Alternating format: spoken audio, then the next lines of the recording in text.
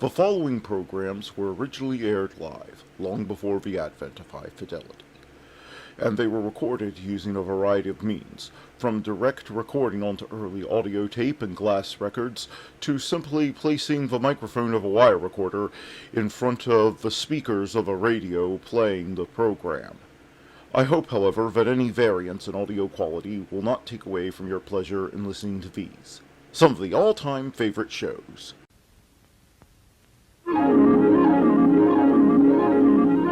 The following program is brought to you in living color on NBC.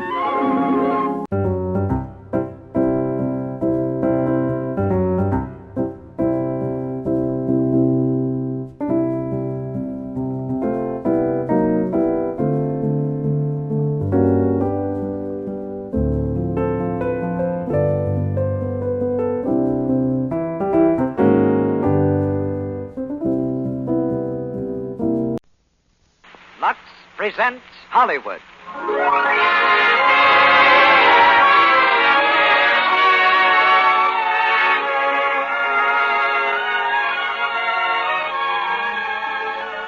The Lux Radio Theater brings you the new Walt Disney feature, Pinocchio. Ladies and gentlemen, your producer, Mr. Cecil B. DeMille.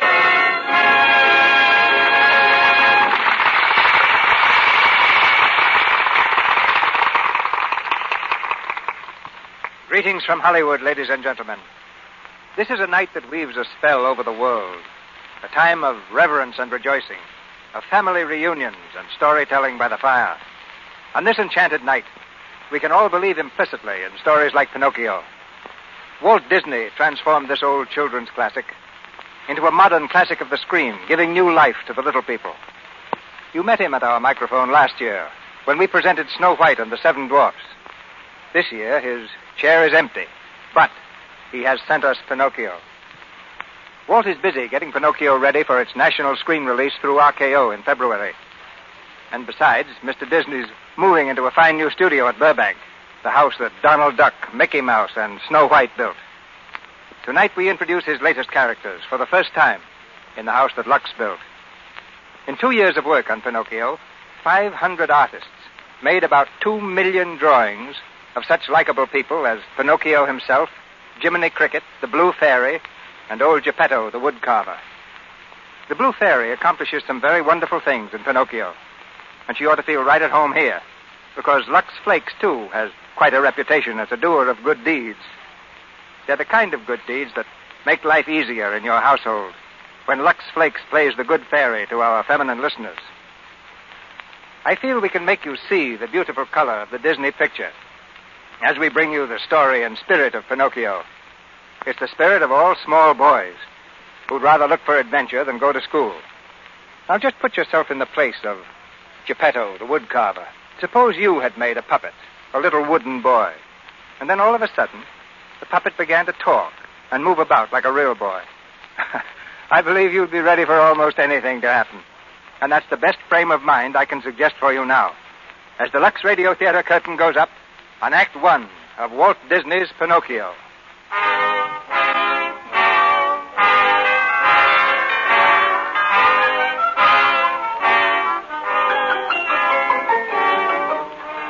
Christmas night. Dinner is over, and you're settled comfortably in your favorite chair beside the fireplace, gazing dreamily into the flames. You're relaxing for the first time today, and you've made a solemn resolution that nothing shall move you from this place for at least 3 hours. You won't be surprised if, at a time like this, that burnt ember on the hearth should move a little and sit up. For you've just noticed that it isn't an ember at all. It's a cricket. And not an ordinary cricket either. He wears a beaver hat and a long green cutaway coat. And in his hand, he carries a furled umbrella. He sits looking at you out of his large, rather mournful eyes. And then, just as if it were the most natural thing in the world, he begins to sing. If your heart is in your dream, no request is too extreme. When you wish upon a star, dreams come true. I'll bet a lot of you folks don't believe that. About a wish coming true, do you? Well, I didn't either. But of course I'm just a cricket singing my way from hearth to hearth. But let me tell you what made me change my mind. One night, a long time ago, my travels took me to a quaint little village. It was a beautiful night. The stars were shining like diamonds, high above the roofs of that sleepy old town. Pretty as a picture. As I wandered along the crooked streets, there wasn't a soul to be seen. The only sign of life was a lighted window in the shop of a woodcarver named Geppetto. So I hopped over and looked in. Inside, there was a nice, cheerful fire burning. Kind of ashamed to see it going to waste. So what do? I go in. Well, sir, you never saw such a place. The most fantastic clocks you ever laid your eyes on, and all carved out of wood. And cute little music boxes, each one a work of art, and shelf after shelf of toys. And then something else caught my eye. Sitting up on the work table was a puppet. You know, one of those marionette things, all strings and joints.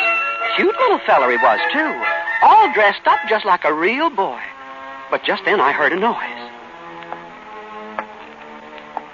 It was the old woodcarver, Geppetto, and his cat, Figaro.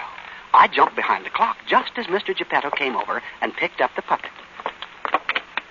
Well, now, it won't take much longer. Just a little more paint and he's all finished.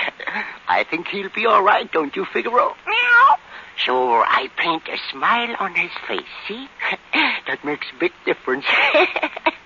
Now, I have just the name for him. Pinocchio. Do you like it, Figaro? No? Well, we'll leave it to little Woodenhead. Do you like it, Woodenhead? That settles it. Pinocchio it is. Come on now, we'll try you out. Music, Professor! Well, sir, was I surprised. Every music box in the place began to play, and Geppetto made the puppet dance. Quite a sight, yes, sir. Go play your part. Bring a little joy to every heart. Little do you know, and yet it's true, that I'm mighty proud of you. Little wooden feet and best of all, a little wooden seat in case you fall. My little wooden head. Oh, you are a cute little fella, and that smile. Well, it must be getting late. I wonder what time it is. 10 o'clock sharp. 10 o'clock. Uh-oh. Come on, we'll go to bed. Good night, Pinocchio, little funny face. Look at him, Figaro. He almost looks alive. Wouldn't that be nice if he was a real boy? Oh, well, come on now, we'll go to sleep. Oh, Figaro, I forgot to open the window. Would you do it? Thank you, Figaro. Oh, Figaro, look up there in the sky, see? The wishing star. Starlight, star bright, first star I see tonight. I wish I might have the wish I make tonight. Figaro, do you know what I wish? I wished that my little Pinocchio might be a real boy. Wouldn't that be nice? Just think, a real boy. A very lovely thought, but not at all practical. And with that, the old woodcarver turned over and went to sleep. Well, it was a nice night for it, so I decided to do the same. But just as I got settled in a comfortable position, the room was suddenly filled with starlight. Yes, sir, starlight. And it came right down in a long beam straight from that wishing star.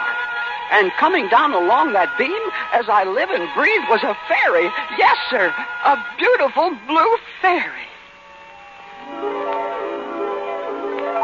When you wish upon a star shining brightly from above, anything your heart desires will come true.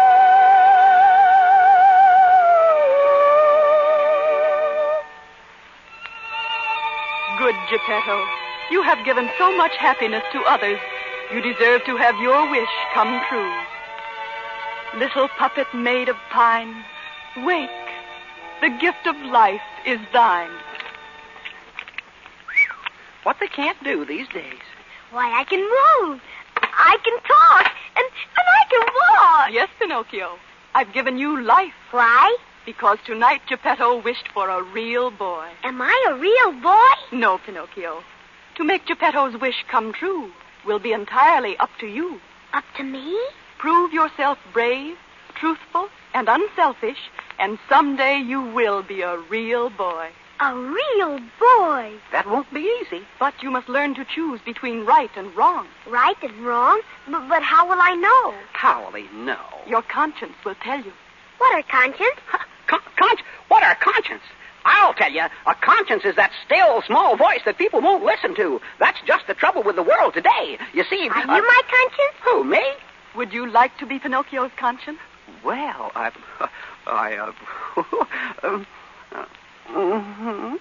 Very well. What is your name? Cricket's the name. Jiminy Cricket. Kneel, Mr. Cricket. Be a little careful with that wand now. Easy does it, my lady. I dub you Pinocchio's conscience, Lord High Keeper of the knowledge of right and wrong, counselor in moments of temptation, and guide along the straight and narrow path. Arise, Sir Jiminy Cricket. Oh, look at my clothes. All brand new. Say, that's pretty swell. But, don't I get a badge or something? We'll see. You mean, maybe I will? I shouldn't wonder. Make it a gold one? Perhaps. But I must go now. Remember, Pinocchio, be a good boy. And always let your conscience be your guide. Goodbye.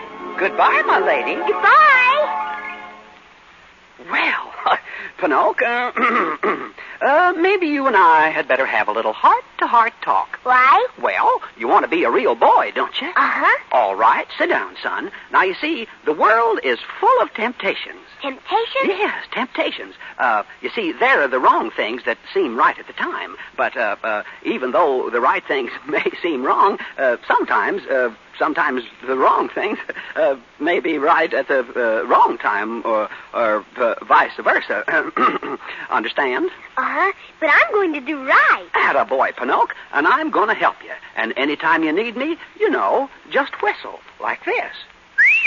Like this? Oh, no. Try it again, Pinocchio. Like this? No, son. Now listen.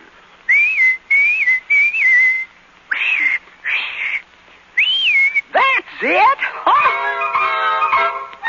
When you get in trouble and you don't know right from wrong, give a little whistle. Give a little whistle. When you meet temptation and the urge is very strong, give a little whistle. Give a little whistle.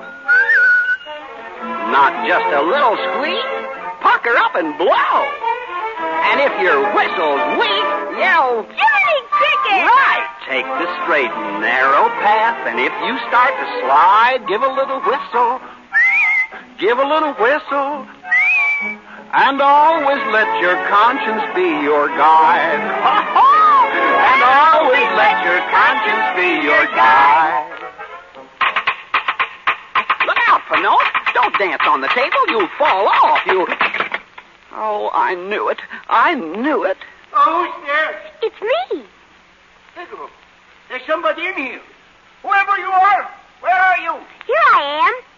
Oh, Pinocchio, how did you get down on the floor? I fell down. Oh, you did. Oh, you're talking. Uh-huh. No. Yes, and I can move, too. No, you can't. I'm dreaming in my sleep. Where's water? A pail of water. That will wake me up. Now we see who is dreaming. Go on, say something. Gee, you're funny. Do it again.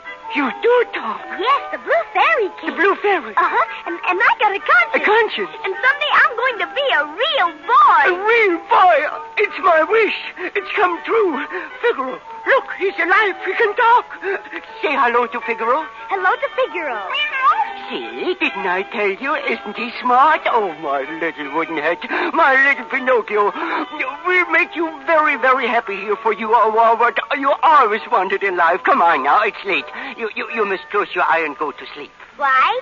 Oh, everybody has to sleep.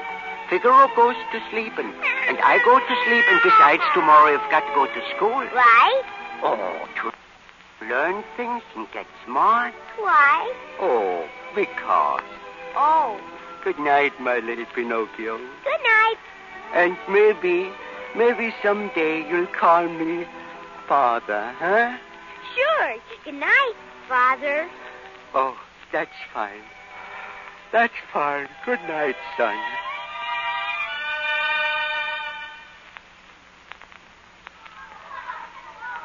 Oh, look, Father, look! Now, wait. Stand still now while I put on your coat. What are those out on the street? Huh? Oh, those. They are your schoolmates, girls and boys. Real boys? Of course they're going to school. Now, here's an apple for the teacher, and you are ready to go. Now run along. Goodbye, Father. Goodbye, son. Well, sir, there we went, off to school. And where was I while this was going on? Folks, I'm ashamed to tell you. I was asleep. A fine conscience I turned out to be.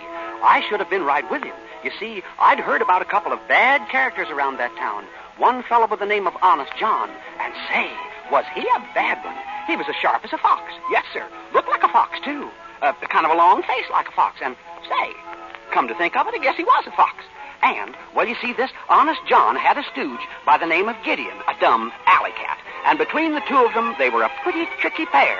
Well, when I thought about them that morning, I tell you, I just shivered all over.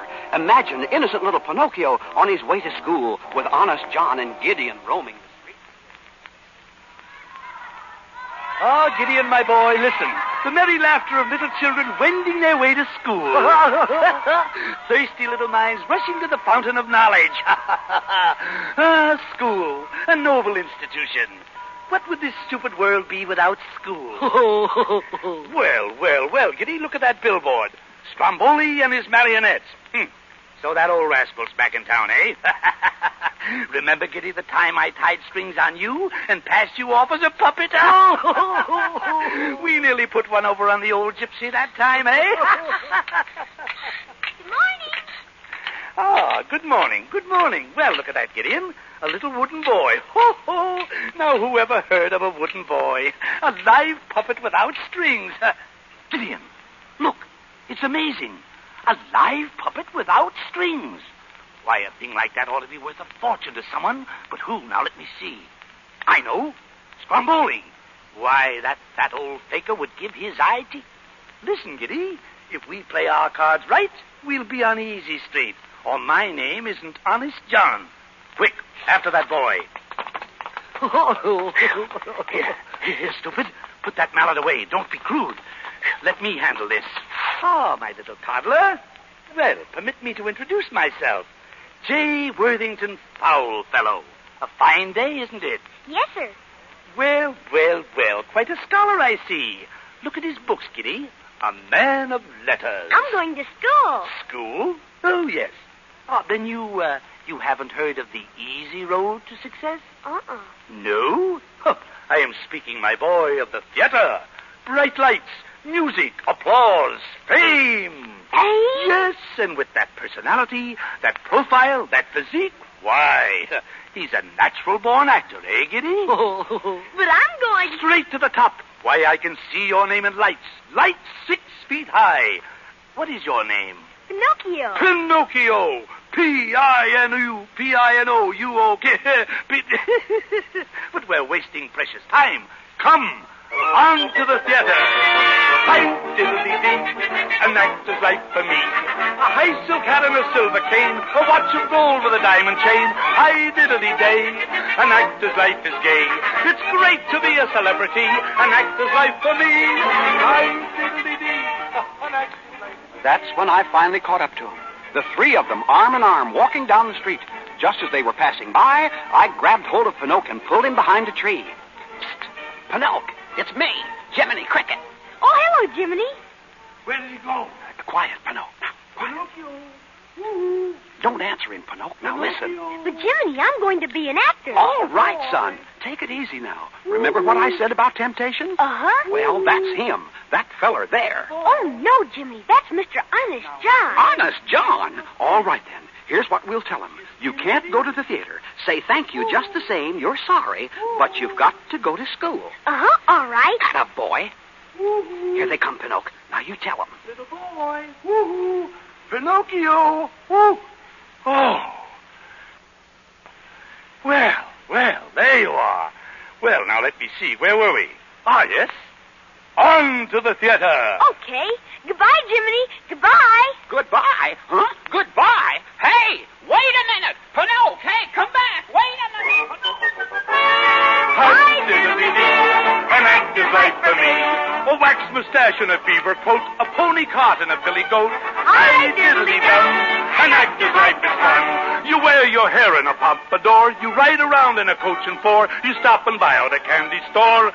An actor's life for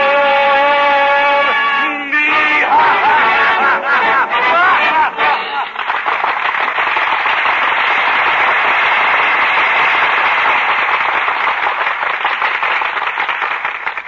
In just a moment, Mr. DeMille brings you Act Two of Pinocchio. In a charming home out in Westwood Park this morning, a very pretty scene took place. The sun was pouring through the long, broad windows of a pleasant living room, lighting up the Christmas tree in its welter of packages. The family was gathered round, John and Peg, and their two small children eagerly opening presents. Oh, Mommy, look. I got a choo-choo. Mommy, I know I can say Mom. Children, not quite so much noise. Any more presents? Just one more, and it's for Mother. Here you are, Peg. Thank you, John. Oh, Mommy, I want to quick. What is it? Look at the box. I bet it's a ring. It is. Oh, John, you angel. A beautiful pearl ring. Read the card, Mommy. For the lovely hands of the loveliest woman I know. John, darling, I think I'm going to kiss you. But you really shouldn't have done it, dear. Well, then you shouldn't have such beautiful hands, sweetheart. They asked for jewels. And me, a staid old married woman. Oh, just a darling little homebody. Who washes dishes every day. Now that, Sally, was a homey, loving scene that might happen anywhere. You know, Mr. Ruick, I don't believe there's anything that touches a woman quite so much as knowing her husband adores her. His love is so precious. And made up of so many little things, Sally. Yes, her hands, for instance. In a way, the appearance of a woman's hands doesn't seem important. But oh, how very important it really is. One of the big little things that makes for happiness. And that's why Lux Flakes are so important an item in the household. For Lux helps a woman do dishwashing and other soap and water tasks, and yet helps keep her hands looking dainty and feminine. You know, so few of us can afford maids. But that's no reason why we should look like drudges. And Lux Flakes enable us to do our own work, wash our own dishes, and yet help our hands stay attractive. And now, Mr. Ruick, I'd like to say to our audience that I hope they've all had and are having a very happy Christmas. A wish, Sally, in which I join you. Now our producer, Mr. DeMille. Act Two of Pinocchio.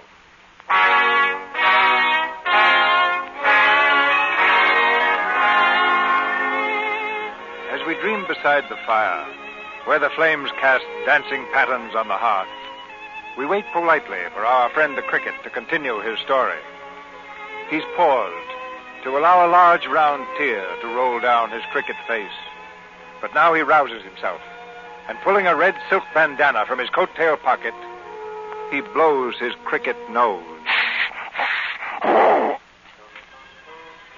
Well, it was my fault. I should have known better. Maybe if I'd been with Pinocchio when he first met those two Sharpies, I could have stopped it.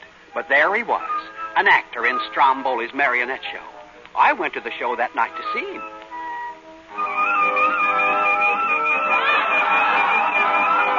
I hid in a tree near the wagon they used as a stage. And near the end of the performance, Stromboli came out.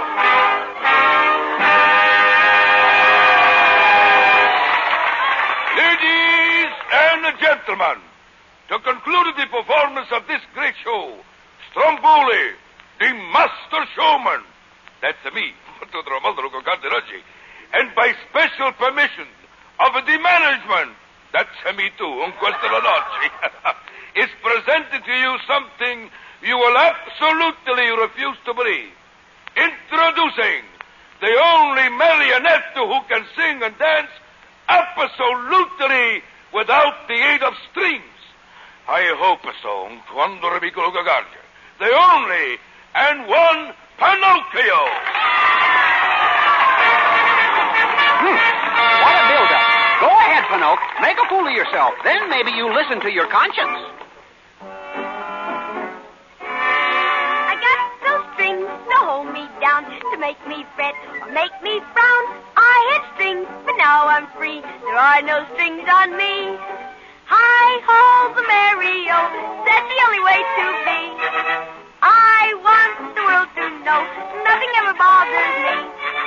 I got no strings, so I have fun. I'm not tied up to anyone.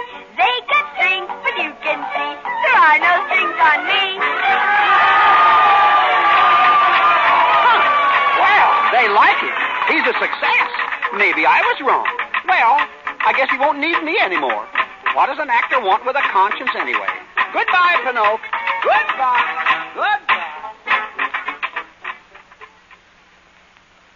I got no strings, but I got the brain. I buy a new suit, and I gotta get a cane. I eat the best, and I drink champagne. I got no strings on me. 185. 195. Bravo, Pinocchio. They like me, huh? Oh, 200. You are sensational. You mean I'm good? 300. You are colossal. Does that mean I'm an actor? Sure, I will push you in the public's eye. Your face, she will be on everybody's tongue. Will she? What's this? Counterfeits. Oh, for you, my little Pinocchio. Here, I give it to you. Oh, for me? Gee, thanks. I'll run right home and tell my father. Oh, yeah. Oh, sure. Going home to your father. That is a very comical. I'll be back in the morning. Come here. Be back in the morning. Going home. There. This will be your home. This a nice little cage where I can find you always. No. Yes, yes, yes. To me you are belonging. We will tour the world. Paris, London, Monte Carlo, Constantinople. No. Yes. We start tonight. You will make lots of money for me. And when you are growing too old, you will make good firewood. Let me out of here. I gotta get out. You can't see me. Quiet! Shut him up before I knock you silly.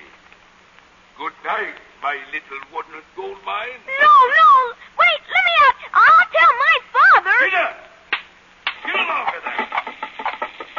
Oh, Jiminy, where are you?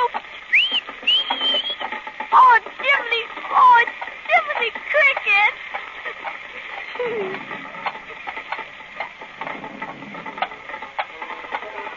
Well, there I was, sitting by the roadside in the rain when Stromboli's wagon passed by. And I felt pretty blue. I thought, well, there he goes, sitting in the lap of luxury, the world at his feet. Oh, well, I can always say I knew him when. I'll just go out of his life quietly. I would like to wish him luck, though. Sure. Why not? I'll catch the wagon and slip under the door. Pinocchio, it's me. Ha, your old friend Jiminy, remember? Jiminy!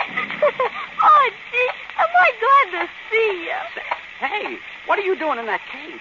What did he do to you? Oh, he was mad. He said he'd push my face in everybody's eye. Yeah?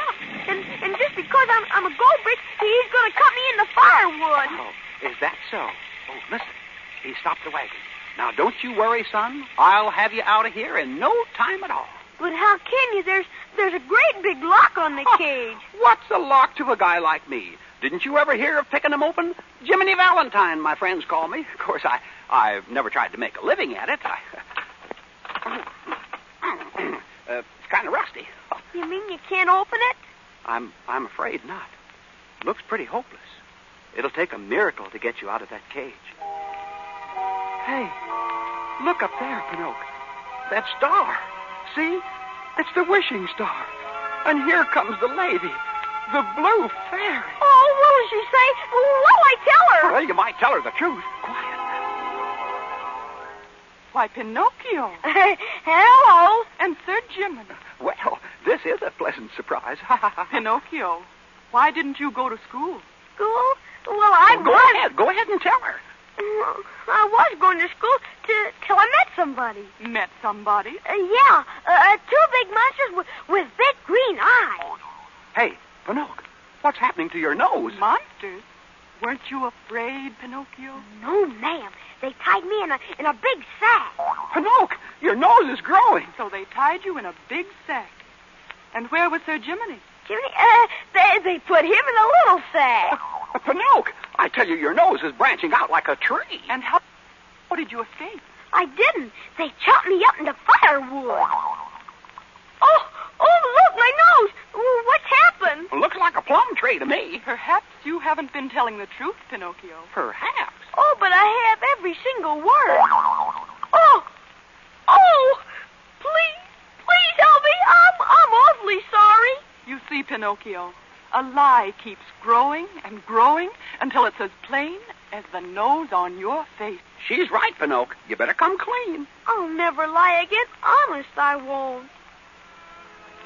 Please, Your Honor. I mean, Miss Fairy, give him another chance. For my sake. Will you, huh? I'll forgive you this once. But remember, Pinocchio, a boy who won't be good might just as well be made of wood. I'll be good. I promise. Very well. But this is the last time I can help you. Oh, I'm free. Oh, thank you. Goodbye, Pinocchio. Goodbye, Sir Jiminy. Goodbye. Goodbye. Oh, Bye, thank Miss Fairy. you. Oh, Jiminy, my nose. Yeah, it's back to normal again, and you're free. Come on. I'm free. Hooray! Yes, sir. There we were, free as the air and on our way back to Mr. Geppetto's. But little did we know that even then, the new deviltry was hatching. Down in a waterfront dive known as the Red Lobster Inn, Honest John and his crony Gideon sat drinking beer. With them was a companion, an evil-faced, leering coachman. Hi, diddle-dee-dee, an actor's life for me. It's great to be a celebrity, an actor's life for me. And the dummy fell for it, eh, Gideon? He still thinks we're his friends. And did Stromboli pay? Plenty. That shows you how low Honest John will stoop. Now, coachman, what's your proposition? Well, how would you blokes like to make some real money? Like this, maybe. And whose throat do we have to, No, nothing like that. You see, I'm collecting stupid little boys. Stupid little boys? Yes, you know, the disobedient ones, what Pinocchio from school. Ooh. And you see, listen. And I take them to Pleasure Island. Oh, To Pleasure Island. Pleasure Island? But the laws. No. There's no risk. They never come back as boys. Now, here's where you come in. Oh, yes, sir. I've got a coach load leaving at midnight. Yes. We'll meet at the crossroads. Yes. And no double crossing. Oh, no. Scout around, and any good prospects you find, bring him to me. Yes. I knows what to do with him.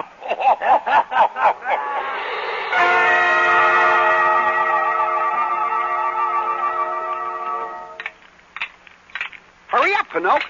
We want to get home, don't we? Sure, and you know what, Jiminy? I'm turning over a new leaf.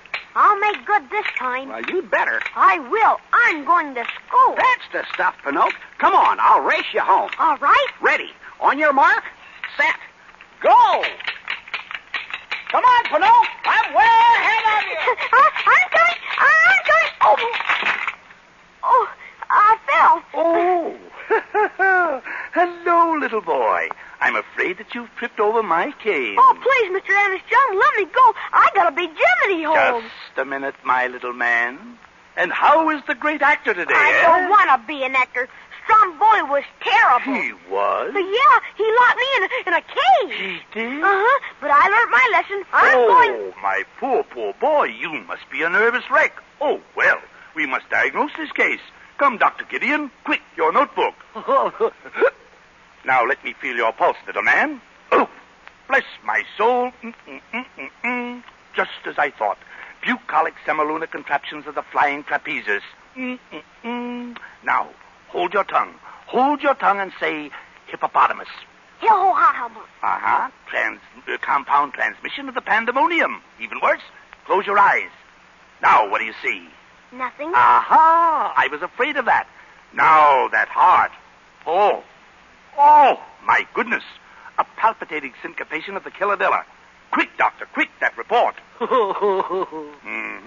Now, that makes it perfectly clear. Oh, my boy. My poor little boy. You are allergic. Allergic? Yes, and there's only one cure. A vacation on Pleasure Island. Pleasure Island? Pleasure Island, that happy land of carefree little boys where every day's a holiday. But I can't go. Why, of course you can go. Look, I'm giving you my ticket. Here you are, the ace of spades. Guys, thanks. Oh, tut. I insist. Your health comes first. Come, the coach departs at midnight. Come along now. Hi, diddle-dee-dee. It's Pleasure Isle for me, where every day is a holiday, and kids have nothing to do but play. Hi, diddly-dee. It's Pleasure Isle for me. Splendid.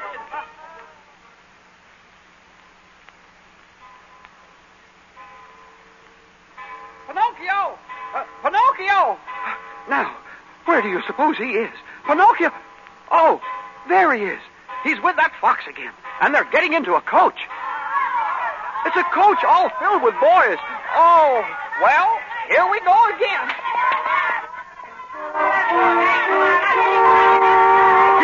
Gita! Hello, kid. My name's Lampwick. What's yours? Pinocchio. Ever been to Pleasure Island? But Mr. Honest John gave me... Me neither. They say it's a swell joint. No school, no cops. You can tear the joint apart and nobody says a word. Honest John gave me... Loaf around, plenty to eat, plenty to drink. Yeah, and it's all free. Honest John... Boy, that's the place. I can hardly wait. Ho! There it is, boys. Just ahead over the bridge. Pleasure Island.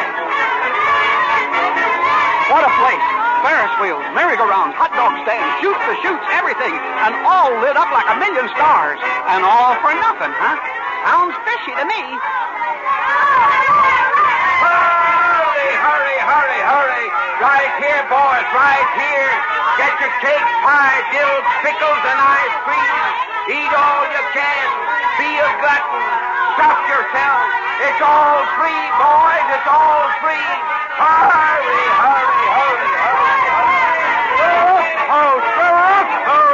It's the roughest, toughest joint you ever seen. Come in and pick a fight, boys.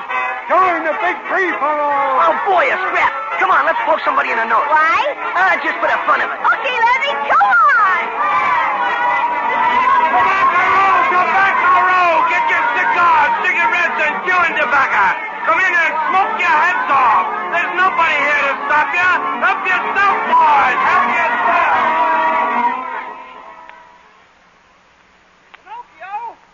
Pinocchio! Say, what's happening around here? All the lights have been turned off. And where is everybody? I don't like the looks of this. Looks like a graveyard. Pinocchio! Hey! Where are you? Pinocchio! Okay, Pinocchio. Are we shooting full or ain't we? It's your shot. Oh, sure. Nice try, kid. Have another cigar. It's on the house. Another one? Okay. Atta boy. Now watch this shot. The 8-ball in the side pocket.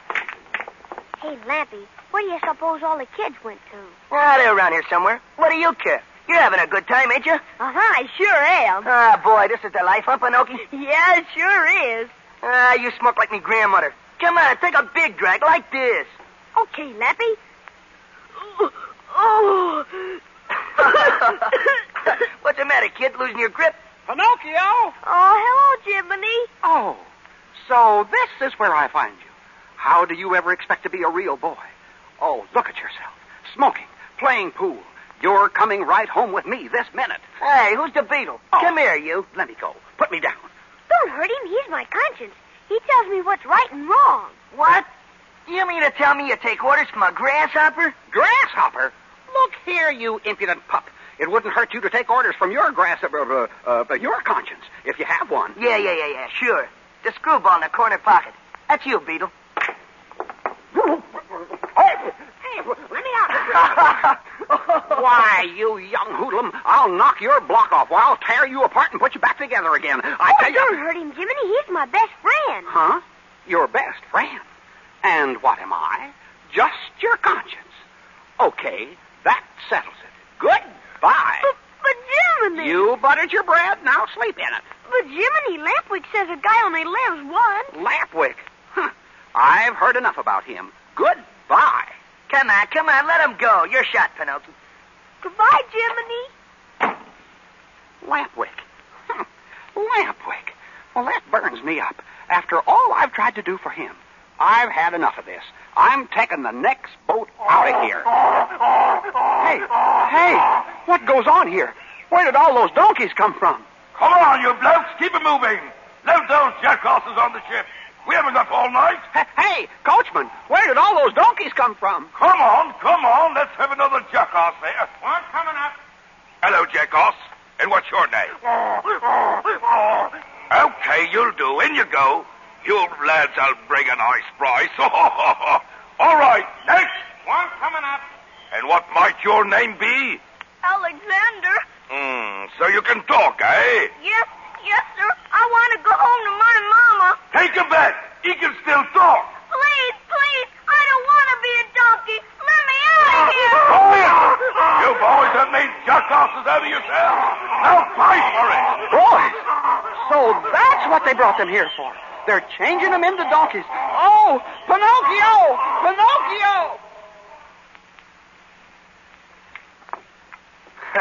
To hear that beetle talk, you'd think something was going to happen to it.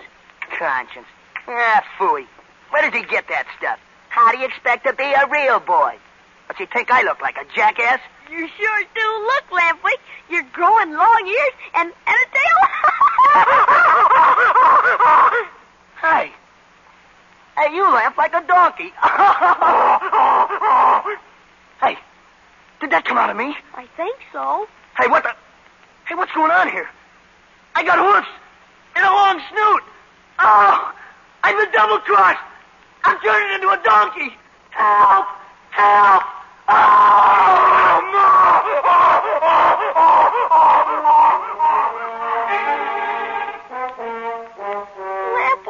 Lampwick, come back. Oh, my gosh. Pinocchio! Here, Jiminy. Oh, quick, Pinocchio. The kids, the boys, they're all turning into donkeys. Pinocchio, where did you get those ears? What ears? Those ears. Oh, and you've got a tail. Me? Oh, quick. We got to get out of here before you get any worse. Come on.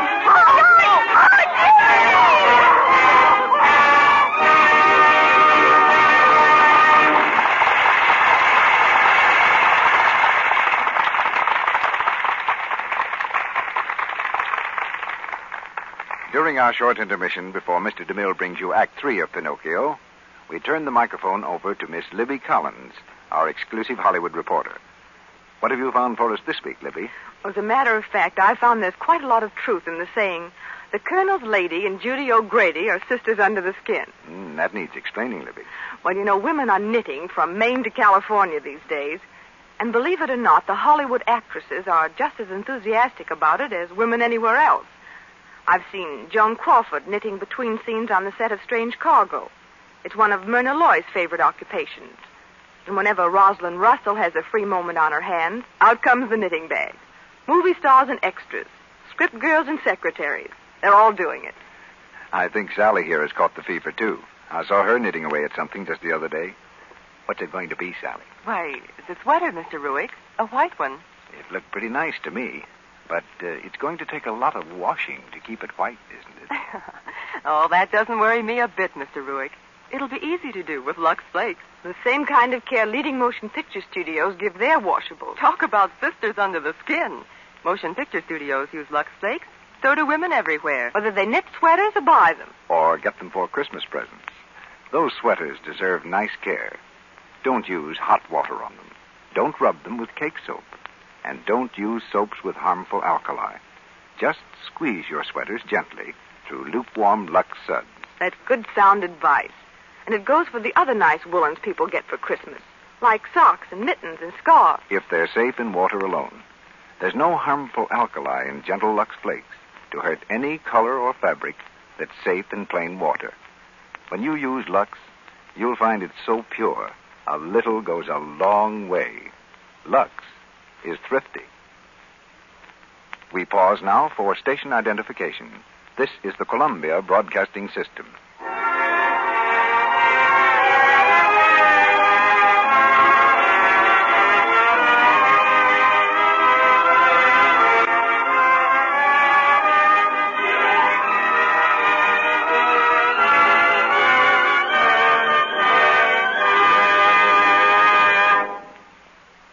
We continue with Pinocchio. The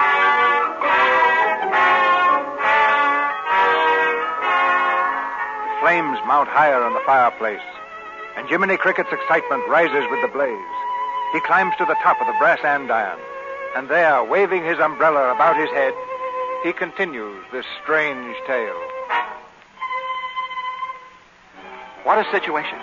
Trapped on Pleasure Island, and Pinocchio's ears growing longer by the second. I grabbed him by the hand. Through the streets we ran, down toward the boat. Then they saw us. They came after us, shouting and shooting and shooting and shouting. We ran up an alley. We jumped over a fence. I could hear them pounding along behind us. They were coming nearer and nearer. And then at last we reached the shore. Jump, I yelled. And we jumped into the water, swimming like mad, and we escaped. I'm on ill. Whew. Really all in. Well, but we got home, and I hid Pinocchio's long ears under his hat, and we walked up the path toward the house. Gosh, certainly feels good to be back on dry land. Yes, it certainly does. Well, here's the house. The door's locked. Father! Father, I'm home! We're home, Mr. Geppetto. Father, it's me, Pinocchio! I'm home to stay! Wait a second. I'll jump up and look in the window. What do you see, Jiminy? Well, he ain't there. He's gone? Yeah. And Figaro, too. Oh, gosh, maybe something awful's happened to him. Well, don't worry, son. He probably hasn't gone far. Say, look. Look at that star. It's the same one. Oh, yeah. Yeah, and that bird flying around up there. Why, he's got a piece of paper in his beak. He's dropping it. Get it, Jiminy. I got it. What is it, Jiminy? Why, it's a message. Well, what's it say? It's about your father. Oh, where is he? Why, it says here that he went looking for you, and he was swallowed by a whale. Swallowed by a whale? Yeah, a whale. A whale? Oh, my goodness. A whale named Geppetto. Oh, he's... No, Pinocchio, he's alive. He is. Alive where? Well, he's inside of a whale at the bottom of the sea. Bottom of the sea? Uh-huh. Hey, where are you going? I'm going to find him. Oh, but Pinocchio, are you crazy? Don't you realize he's in a whale? I gotta go to him. Oh, now wait. Listen, son. This monstro, I've heard of him. He's a whale of a whale. He swallows whole ships alive. I don't care. Hey, what's that rock for? I'm gonna jump off this cliff with it. Then I'll sink faster. Oh, my goodness. Goodbye, Jiminy. Goodbye. Oh, no. I may be live bait down there, but I'm with you. Come on, let's go. Look out below!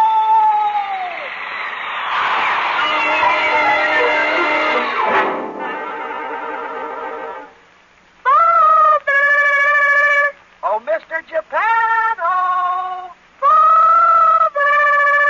Mr. Geppetto! Where are you? I don't see him, Pinocchio. Of course not. We gotta find the whale first. Yeah, that's right. Come on, Jiminy. Father! Mr. Geppetto! Mr. Geppetto! Well, Figaro, I'm afraid we are done for.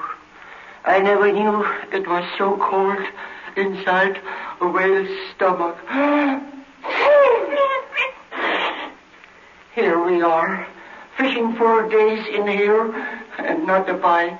The whale must be asleep, I guess. I never thought it would end this way, Figaro, starving to death in the belly of a whale. That poor little Pinocchio.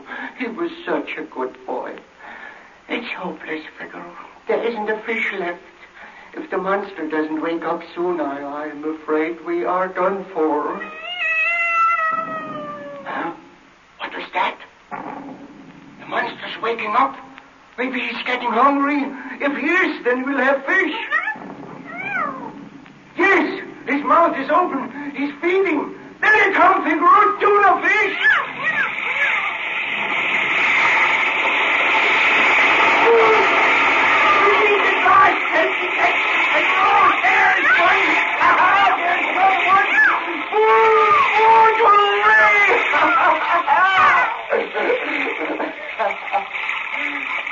It's a miracle. We've got enough food for weeks. Here's another one. I got him. Oops. Don't bother me now, Pinocchio. I'm busy. Pinocchio. Father! Pinocchio! My son! My son! I'm so happy to see you. Oh, me too, Father! How did you get here? Where's your friend Jiminy? He's outside, I guess. I got caught in that school of fishing. Well, here I am. Oh, my boy. You came to save me. Oh, you are soaking wet. Yes, Father. You mustn't catch cold. You know you shouldn't have come down here. Here. Take this blanket. Let me take your head. Oh, Pinocchio. What's the matter? Those ears. Huh? Ears? Oh, these. That's nothing. Look, I got a tail, too. Pinocchio, what's happened to you? Well, Oh, never mind now. Old Geppetto has his little wooden head. Nothing else matters. Well, we gotta get out of here. Get out? Oh, no, son. I've tried every way. Why, I even built a raft. A raft, that's it. Huh? We'll take the raft, and when the whale opens his mouth... No. Now, listen, son. He only opens his mouth when he's eating. Then everything comes in. Nothing goes out. Oh. It's hopeless, Pinocchio. Come, we make a nice fire and we cook some of the fish. A fire, that's it. Yes, and then we'll all eat again. A great big fire, lots of smoke. Smoke? Oh, yes, sure. Smoked fish will taste good. Bring some wood. Pinocchio, not the chair. Hurry, Father, more wood. But what we'll sit on if we won't need it. We're getting out. Getting out, but how? We'll make lots of smoke. We'll make them sneeze. Make him sneeze? Oh, that will make him mad. Come on, I'll light the fire. Now get on the raft, Father. It won't work. Hurry, Father, climb on. We'll never get by those thieves. Oh, yes, we will. Listen, he's gonna sneeze. He's gonna sneeze. Oh, my goodness. Hang on, here we go.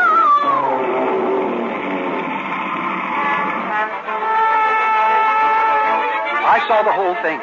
I was right outside when that whale sneezed, and that raft shot out like a cannonball. But that didn't end it. No, sir. If you sneeze once, you gotta sneeze again, and that's what he did. He started to inhale. What occurred? The raft went flying back into his mouth, but it didn't stay there, because the next thing you know, that second sneeze came. I could feel it coming. The whale was all red in the face. He puffed away up, and then he let go. Gesundheit!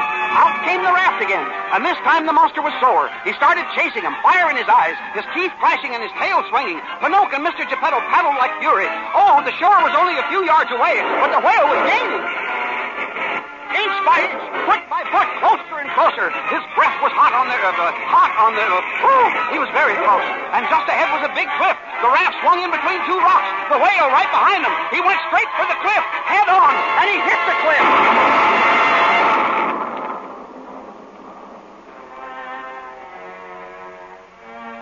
But where was Pinocchio and Mr. Geppetto and Figaro? They were washed up on the beach. And when I got there, old Mr. Geppetto was kneeling beside the little wooden boy. Pinocchio was dead. My boy. My brave little boy. Oh, gosh. Don't cry, Mr. Geppetto. He was brave, and we got to be brave, too. My little wooden boy. He gave his life that I might live. Prove yourself brave, truthful, and unselfish, and someday you will be a real boy. Awake, Pinocchio. Awake. Father, what you crying for? Because you're dead, Pinocchio. No, I'm not. Yes, you are. Now lie down. But Father, I'm alive, see? And I'm real. Oh, I'm a real boy. Your life, and you are a real boy. A real boy. Oh, Pinocchio, my dream is really true at last. Oh, gosh. Thank you, Miss Blue Fairy. He deserved to be a real boy, and, well... And here's your reward, too. A badge for Sergemony. Oh, and you didn't forget. Well, will you look at that? A badge. Official conscience. Well, I'll be... Oh, and it's solid gold, too. Gosh. Thank you, my lady. Like a bolt out of the blue,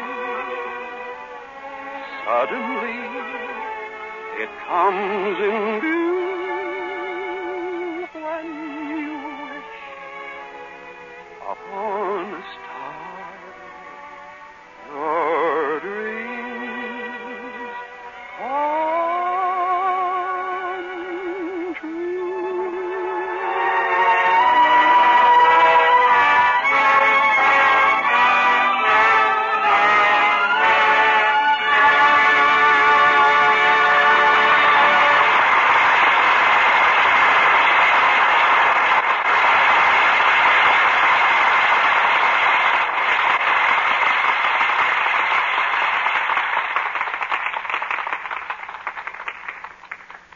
In just a moment, Mr. DeMille will tell you about the play, which is going to start the new year. But first, Sally, I'd like to know whether Santa Claus treated you well today. Nobly, Mr. Ruick, nobly. I got some lovely presents. I'm willing to wager almost anything that some of your presents were lingerie and stockings. As a matter of fact, they were, Mr. Ruick. But how did you know? Well, it's really not fair, Sally. I read somewhere the other day that lingerie and stockings are the most popular Christmas gifts for women. Well, they're popular with me, all right. Know what, Mr. Ruick? No, what? Every single one of those precious bits of lace and silk I got, and all my nice stockings, too, are going to be brought up on Lux Flakes. Not one single one of them is going to be washed with harsh soap or rubbed with cake soap. Not ever. So there. Well, you needn't laugh. I love my pretty new presents, and I want them to stay nice-looking a long, long time. Well, Sally, you picked the right kind of care for them, then. Lux helps fabrics and colors stay new-looking longer. There's no harmful alkali and no rubbing to hurt anything safe in water alone. Don't I know it? That's why I'm so set on never using anything but Lux Flakes. That's good advice, Sally. Mighty good advice. And I hope every woman in our audience will follow it. Now, Mr. DeMille. Here in the Lux Radio Theater, we have regarded it as quite an honor to present Walt Disney's Pinocchio for the first time. And we wish Mr. Disney a highly merited success with his new picture, when his new picture is brought to the screen in a few weeks. Next Monday night, we bring a fine actor back to this microphone, Mr. Herbert Marshall. Our play is Sorrel and Son, adapted from the popular novel by Warwick Deeping. It's a profoundly moving drama of the sacrifice a father made for his son. Karen Morley will also appear with Herbert Marshall in Sorrel and Son. In your living rooms tonight are some who are there only on Christmas, and I know their presence has made it a happier day for you. Still others may have joined your family circle through the medium of the Lux Radio Theater, because they knew that you at home were listening. So to those of our radio family who are at home, and to those who are far from home, we send our greetings and our hope that you've enjoyed all the blessings of this Christmas day. And our hope, too, that your prayers will join ours for the restoration of that blessing of 1900 years ago.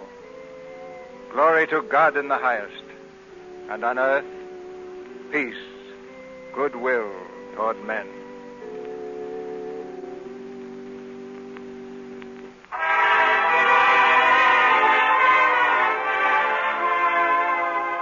Our sponsors, the makers of Lux Flakes, join me in inviting you to be with us again next Monday night when the Lux Radio Theater presents Herbert Marshall in Sorrel and Son with Karen Morley.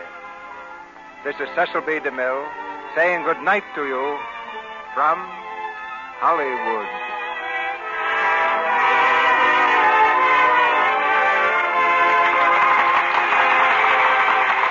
Musical numbers for the picture Pinocchio were written by Lee Harleen with lyrics by Ned Washington.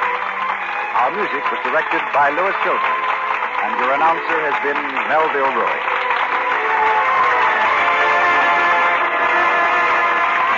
This is the Columbia Broadcasting System.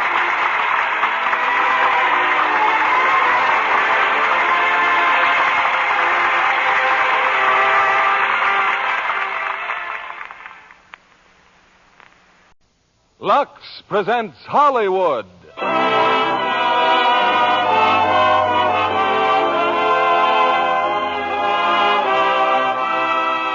Lever Brothers Company, the makers of Lux Toilet Soap, bring you the Lux Radio Theater, starring James Stewart, Donna Reed, and Victor Moore in It's a Wonderful Life. Ladies and gentlemen, your producer, Mr. William Keighley.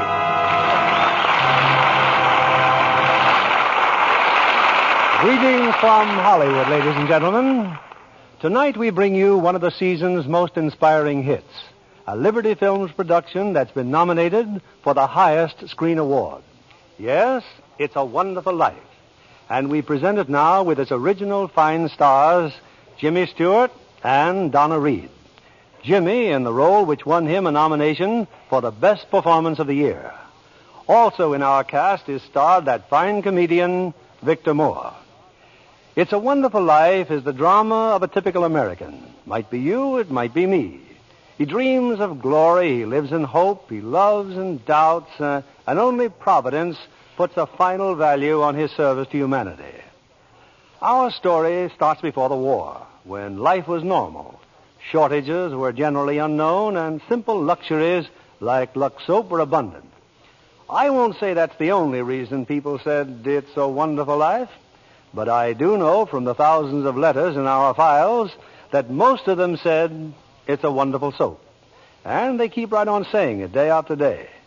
In fact, the popularity of Lux soap is what makes it possible to present such entertainment as Frank Capra's great production, It's a Wonderful Life, starring Jimmy Stewart as George, Donna Reed as Mary Hatch, and Victor Moore as Clarence.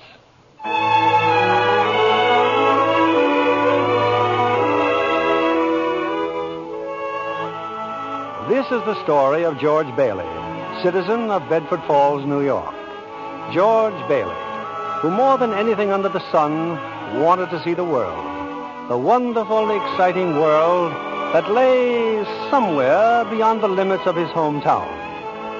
Oddly enough, this story does not begin in Bedford Falls. In fact, it doesn't begin anywhere in the world.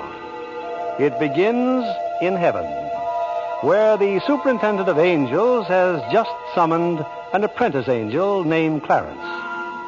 Oh, I'm really going down to earth, sir? Oh, how splendid. Yes. There's a very discouraged man down there, Clarence, George Bailey.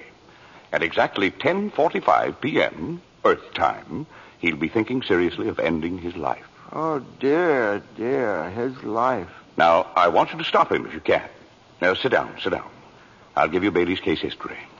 Sir, if I should accomplish my mission, may I perhaps get my wings? I've been waiting over 200 years now, and, well, people are beginning to talk. Clarence, what's that book? The Adventures of Tom Sawyer, sir. I was reading it when you sent for me. Oh, fine book. Excellent. Well, you do a good job on George Bailey, and we'll see about your wing. Oh, thank you, sir. Now, listen.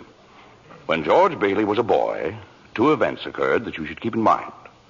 One was when his young brother, Harry, fell through the ice and almost drowned. George saved him. Brother fell through the ice. George saved him. Ever since, George has had a bad ear. All that icy water, you understand. Yeah, bad ear. Yes, sir. The other event came a few months later. George used to work after school in Mr. Gower's drugstore. One day, Mr. Gower's only son died of influenza. It was a terrible blow, and poor Mr. Gower tried to lose his grief in whiskey. Where you been, George? Mrs. Blaine's called twice. What happened to her prescription? You lost it, didn't you? No, Mr. Gower. Here it is. Well, you good for nothing. Don't you know that Blaine girl's very sick? Mr. Gower, my ear. You're hurting my sore ear. Teach you to loaf, you lazy brat. Mr. Gower, you don't know what you're doing. You put something wrong in those capsules. Shut up. Oh, I know you feel bad, but look, Mr. Gower, look. This bottle, you used this bottle to make up the capsules. It's poison. Poison? Don't hurt my sore ear again, Mr. Poison. Gower. Oh, George. That's what George. is the liver, Mr. Gower. All I wanted was to make George.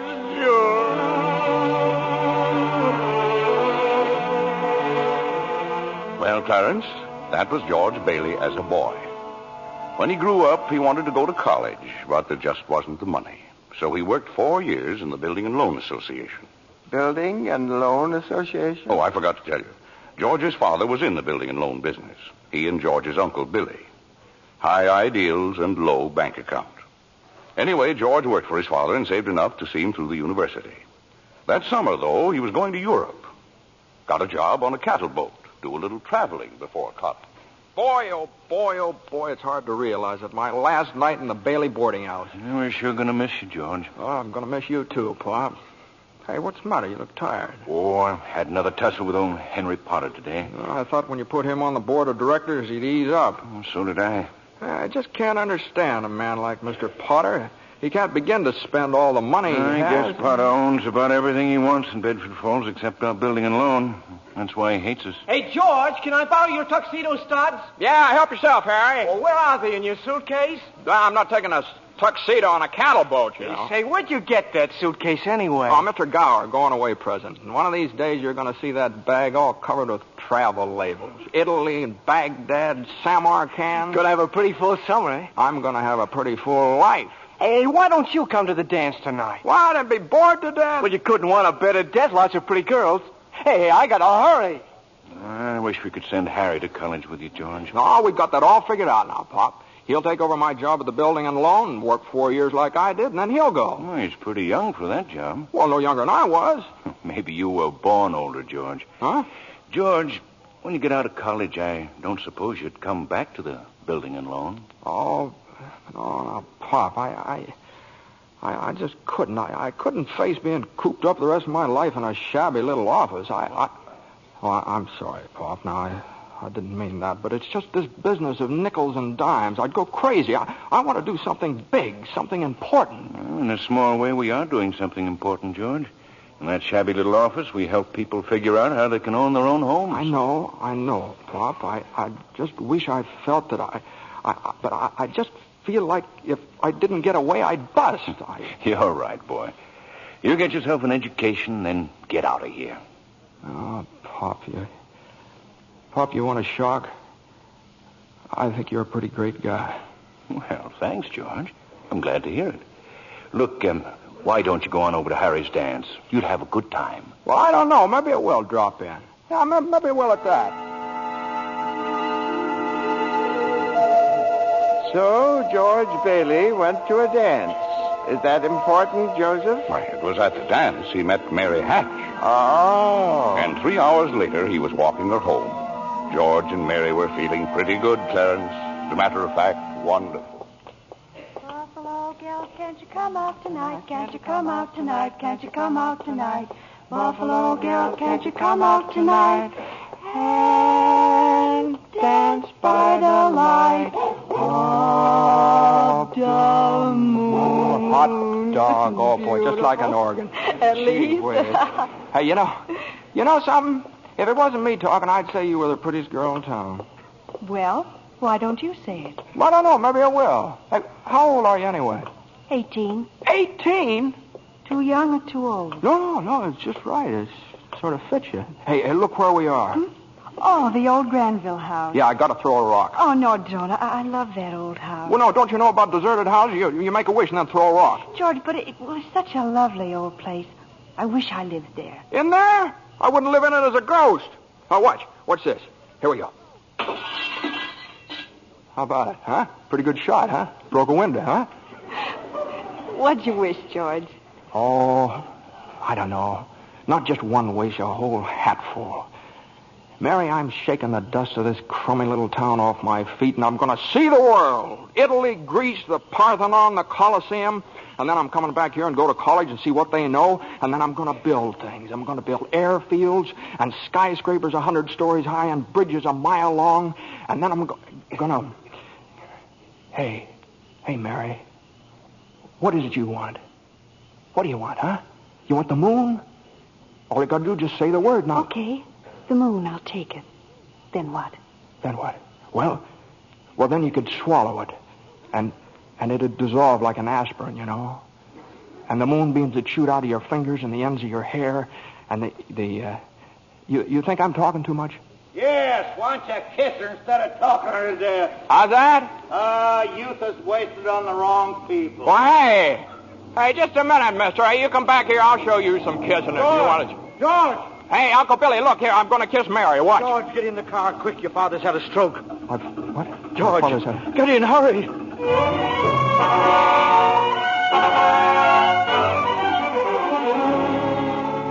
Well, George's father died that night, Clarence. So, of course, George couldn't go to Europe. But that fall, just as he was ready to leave for college, the directors of the building and loan had a meeting. They were going to appoint a successor to Mr. What was that you said, Mr. Potter? I said as long as Peter Bailey's dead, let's dissolve the building and loan. We don't need it. No, wait a minute. Oh, you wait a minute. Peter Bailey was not a businessman. Ideals without common sense can ruin a town. What do we get? A discontented, lazy rabble instead of a thrifty working class. Hold on, Mr. Potter. I meant no disrespect, George, but... Oh, wait a minute there. Why my father ever started this cheap penny ante building and loan, I'll never know. But just remember this, Mr. Potter, this rabble you're talking about, they do most of the working and the paying and living and dying in this community. Well, is it too much to have them work and pay and live and die in a couple of decent rooms and a bath? Anyway, my father didn't think so. People were human beings to him. But to you, a warped, frustrated old man, they're cattle. Well, in my book, Mr. Potter, he died a much richer man than you'll ever be. I'm not interested in your book, George. I'm talking about the building and loan. You're talking about something you can't get your fingers on that's galling. That's what you're talking about. Well, this town needs this measly one-horse institution, if only to have some place where people can borrow a few dollars without crawling to you. Now, come on, Uncle Billy. What happened, George? Yeah, all we heard was a lot of yelling. Boy, oh boy, you should have heard George. Yeah, they're in there voting us out of business. Oh, who cares? I can get another job. I'm only 41. 45. Well, you get out of here, George. You missed your boat trip. Do you want to miss college, too?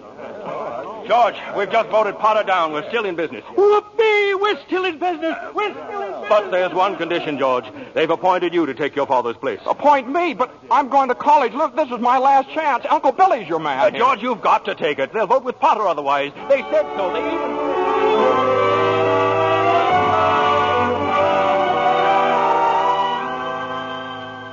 I know George Bailey didn't go to college. That's right, Clarence.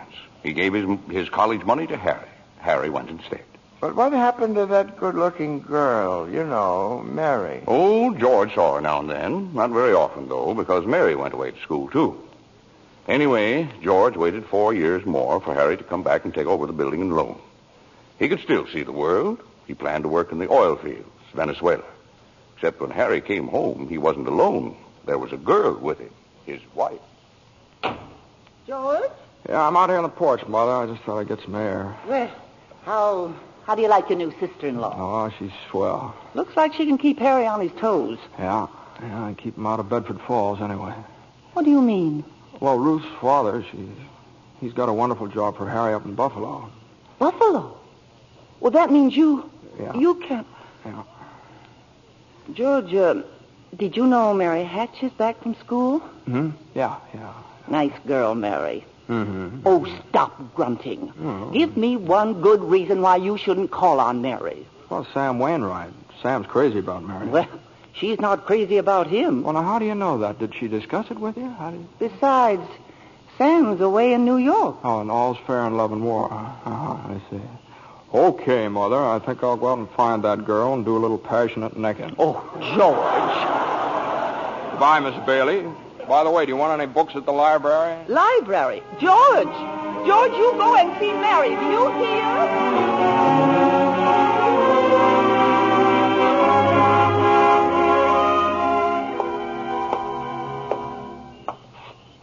George, is that you out there? Oh, hello, Mary. Well, are you coming in? I just happened to be passing by here. Oh, I thought you were picketing. Have you made up your mind? How's that? Have you made up your mind About what? about coming in? Your mother just phoned. She said you were coming over. My mother just phoned. What does she mean, Carla? I just happened to be passing by, that's all. I didn't... Well, Well, I'll come in for a minute, but I didn't tell anybody I was coming here. You fella can't go out for a walk nowadays without you. When'd you get back? Tuesday. Where'd you get that dress? Do you like it? It's all right. Well, no point standing here on the porch. Come on in. I still can't understand it. I didn't tell anybody I was coming here, you know. Would you rather leave? Well, no, I don't want to be rude.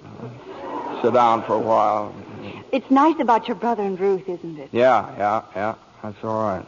Don't you like her? Well, of course I like her. She's a peach. Oh, just marriage in general you're not enthusiastic about, hmm? No. Marriage is all right for a lot of people. It's all right for Harry and Sam Wainwright and you. For Sam? Mary? It's George Bailey, Mother. What's he want? I don't know. What do you want? Me? Not a thing. Not a thing, and I just came in to get warm. He's making violent love to me, Mother. You just tell him to go right back home. Sam said he'd called you tonight from New York, didn't he? I guess so. How about some music?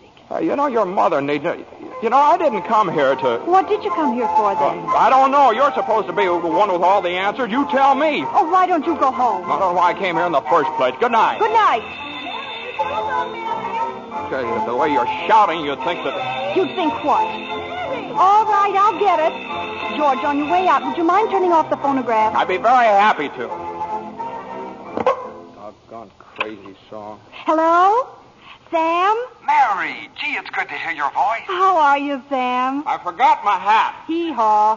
What? Oh, I was just talking to an old friend of yours, George Bailey. Oh, Mossback George? Old Mossback George. Well, put him on. I'll talk to him, too. Wait a second. George. He doesn't want to speak to George. He does so. He asked for him. Why'd you call me? Because if you're... I'm in a hurry. Sam wants to talk to you. Oh. Hiya, Sam. Hey, fine pal you are, trying to steal my girl. What do you mean? Nobody's trying to steal anybody's girl. Here, Mary, take the... No, wait, George. I want to speak to you both. Tell Mary to get in the extension upstairs. He says for you to get on the extension upstairs. I can't. Mother's on the extension. I am not. Here, we can both hear, George. Just put your head a little closer. What? There, that's better. We're listening, Sam. Well, I have a big deal coming up that's going to make us all rich. George, remember that time you told me about making plastics out of soybeans? Soybeans? Yeah. Soybeans, yeah. Well, my father's checked into it, George, see? And now he's going to put up a factory. How do you like that? A factory, huh? And here's the point, George. I may have a job for you unless you're still married to that broken-down building and loan. Oh, Mary? I'm here. You tell that guy I'm giving him a chance of a lifetime. Do you hear? He says it's the chance of a lifetime. And give me that phone. Here's George again, Sam. George. Now, you listen to me, Mary. I don't want any plastics, and I don't want any job, and I don't want to get married ever to anyone. Do you understand that? I want to do what I want to do, and you're not going to trick me. And you're... Mary. George. Mary. Oh, Mary, darling, I love you, Mary.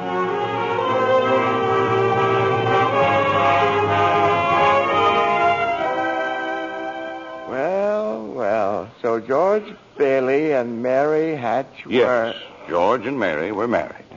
And they started off on their honeymoon in Ernie Bishop's taxicab.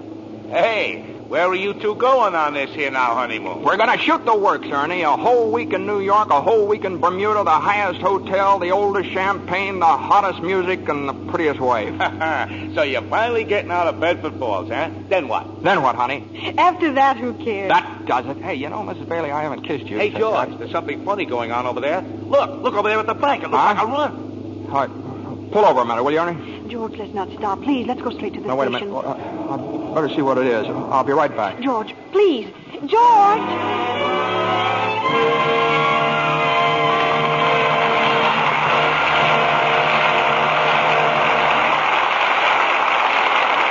In a few moments, we'll return with the second act of It's a Wonderful Life, starring James Stewart, Donna Reed, and Victor Moore. Meanwhile, here's our Hollywood reporter, Libby Collins, looking very smart, too, may I say. Well, thank you, Mr. Keeley. You know, after seeing Paulette Goddard's wardrobe for Paramount's new comedy, Suddenly It's Spring, I just had to rush out and buy something new. Looking at all those lovely clothes was just too much for my self-control. Well, you look stunning, Libby. Oh, thank you again, Mr. Keeley. Now, tell me about the picture. I understand that Paulette's portrayal of an ex-WAC is truly delightful. Oh, yes, it is. And Fred McMurray gives a perfect characterization of her wayward husband. Between the two of them, Suddenly It's Spring is a high-spirited comedy with emphasis on the romantic side. Well, naturally.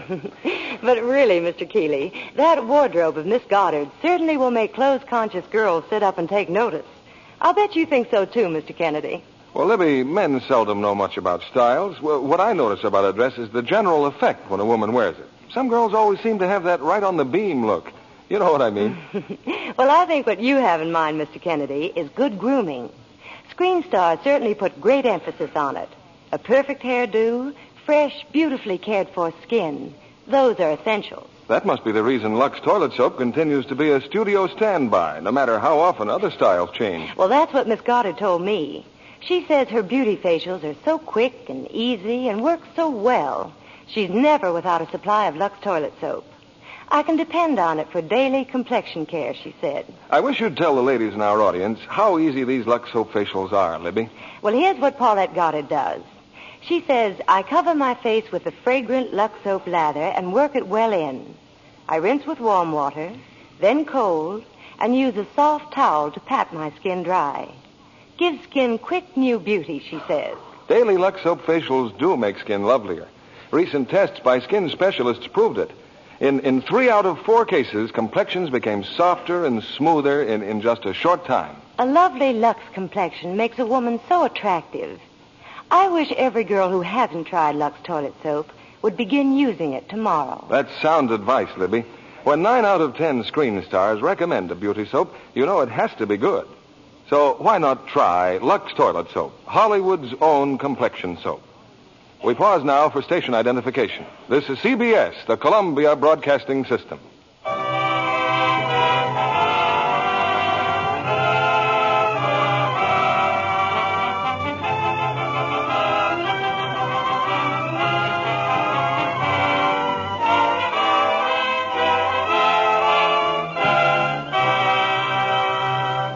Act 2 of It's a Wonderful Life, starring Jimmy Stewart as George, Donna Reed as Mary, and Victor Moore as Clarence.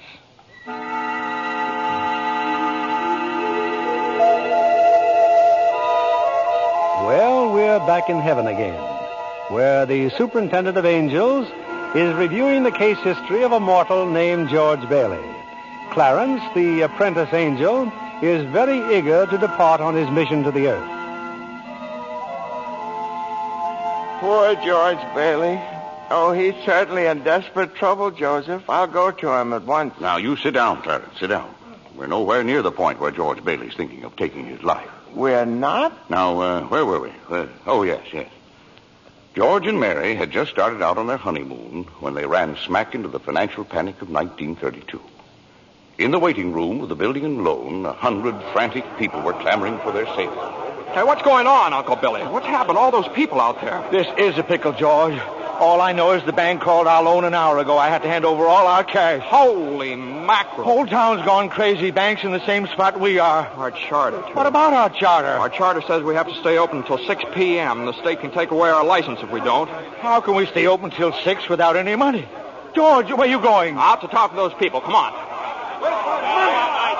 Now, please. Now, please, folks. Now, just a minute. Just a minute. Now, please. How about our money, George? Where's our money? Now, come on. Now, please. Well, wait a minute. Wait a minute. Now, listen to me.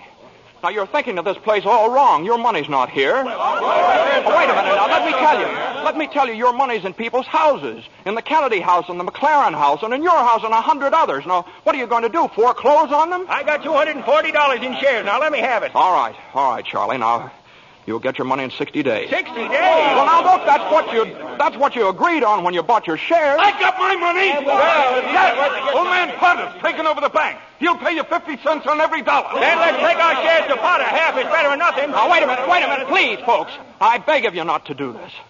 If Potter gets hold of your shares, he'll be owning this building and loan. And he's got the bank, he's got the bus line, he's got the department stores, and now he's after us because he wants to keep you living in his shacks and paying the kind of rent he decides to charge. Now, we can get through this thing all right, but we've got to stick together. We've got to have faith in each other. My husband's out of work. We need money. I've got doctor bills to pay. I can't feed my kids on save. How much do you need?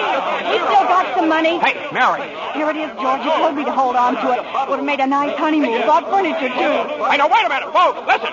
I've got $2,000. All right, Charlie, how much do you need? $240. No, Charlie, now listen, just enough to tide you over. I said $240. Okay. Uncle Billy, give Charlie $240. All right, Ed. Now, how much just to get by on? $20, I suppose. Now you're talking. Now, Mrs. Thompson, how about you? $20 will do me. Good. $20. Uncle Billy, pay it back when you can now. Pay it back when you can. All right. Who's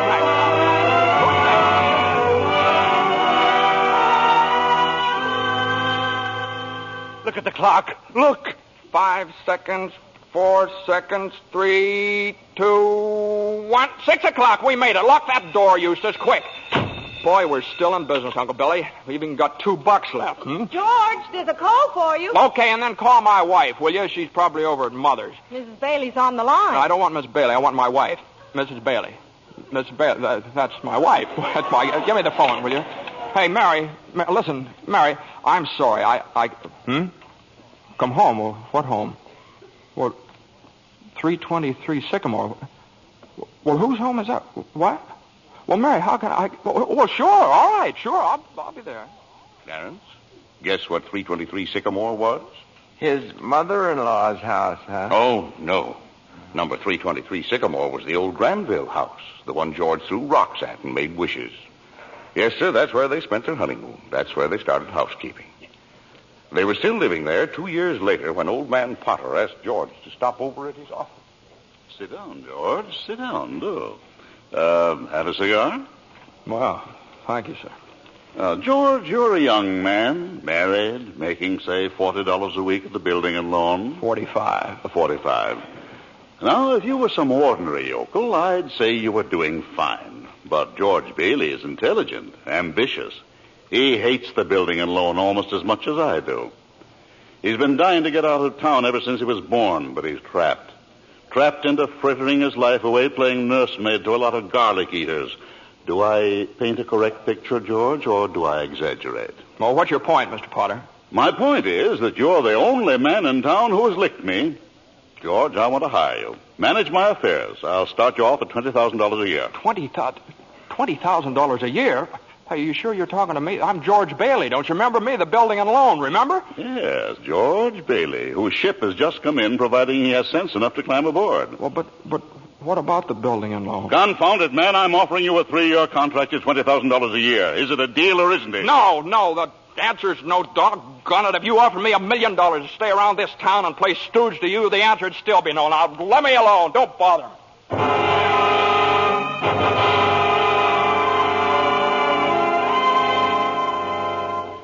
George, what did Mr. Potter want? Oh, it's nothing. He just talk. It's nothing. Oh, gee. Mary Hatch. Mary, why in the world did you ever marry a guy like me anyway? To keep from being an old maid. I was going to see the world. I was going to build things. I was going to give you the moon. What have I given you? Not even a new dress, not for months. Gee whiz, I feel awful. So do I. Mornings especially. I could have married Sam Wainwright, anybody else in town. I didn't want to marry anybody else. And I want my baby to look like you. No, you didn't even have a honeymoon, and I promised you that you what? My baby. You be... Hey, Mary, you mean you're on the nest?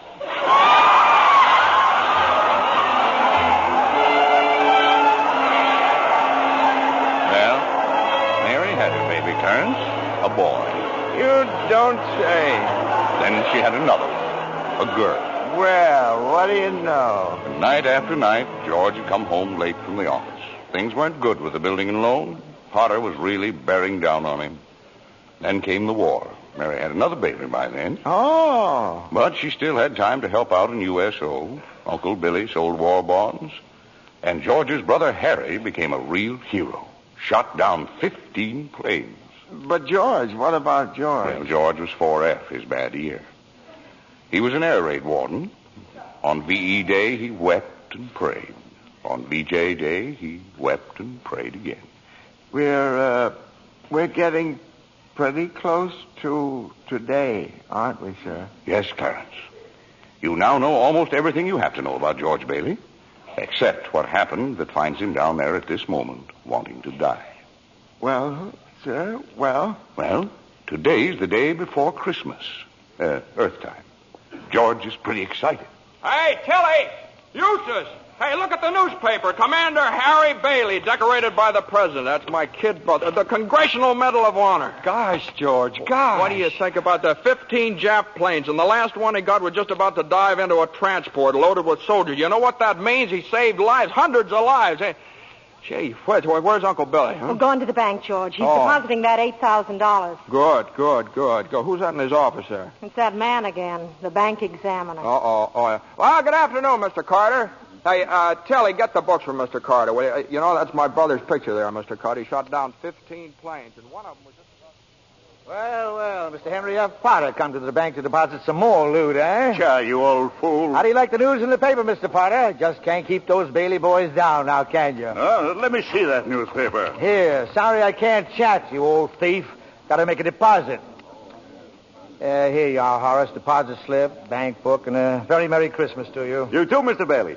Say, you've forgotten something, haven't you? Horace, I've forgotten things all my life. Get a wiggle on, boy. But, Mr. Bailey, where's the money? What's that? You want to make a deposit? Well, certainly I want. Well, it's customary to bring the money with you. It's gone. Where'd I put it? Where'd I put that money?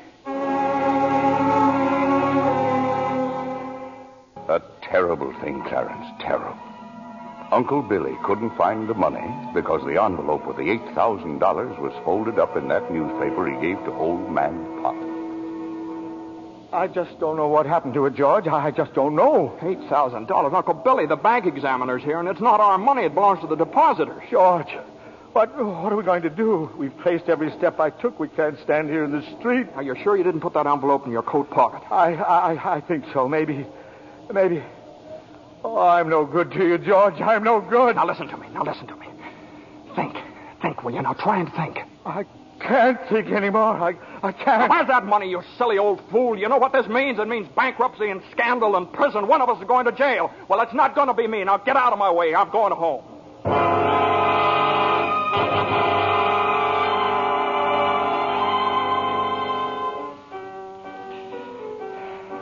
George, dear, what's wrong? You haven't said a word since you came home. Oh, well, that banging on that piano. Does she have to just keep playing that same piece over and over and over and over again?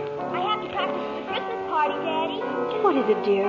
Another hectic day. Yeah, another red letter day for the baby. Dad, Murphy's got a brand new car. You should see it. What's the matter with our car? Isn't it good enough for you? I'm sorry, Dad. I only... Run upstairs, Petey. See if Zuzu's all right. Okay, Mom. Now, what do you mean? See if Zuzu's all right. What do you mean? Oh, she caught a little cold coming home from school. She didn't button up her coat. Well, what is it? What do you mean, just a cold? George, the doctor said it was nothing serious. Was the doctor here? Well, I thought he'd better look at her. It's this old drafty house. It's no wonder we don't all have pneumonia. Might as well be living in a refrigerator. Why'd we have to live here in the first place and stay around this measly, crummy old town?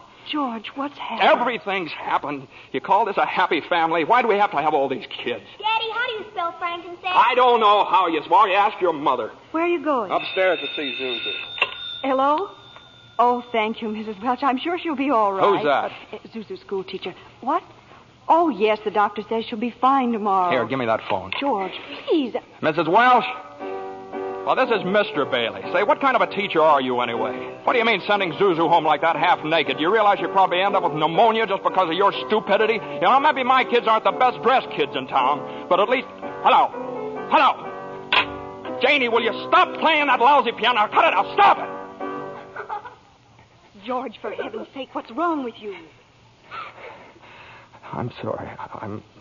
Janie, I'm sorry. Mary, I've just got to get out of here.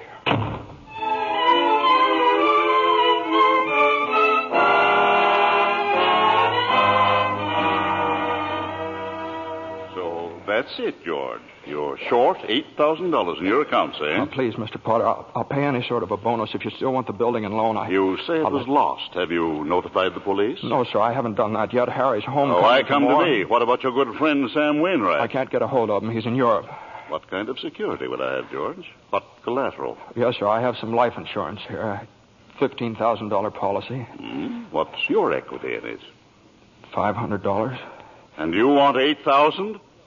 You once called me a warped, frustrated old man. Well, what are you but a warped, frustrated young man crawling on your hands and knees for help? Why don't you go to the riffraff you love so well? Ask them for help. I'll do anything, Mr. Potter, please. Please help me, Miss. My wife and kids... I'm calling the district attorney. $500. You know something, George? You're worth more dead than you are alive. Now get out of here. Get out.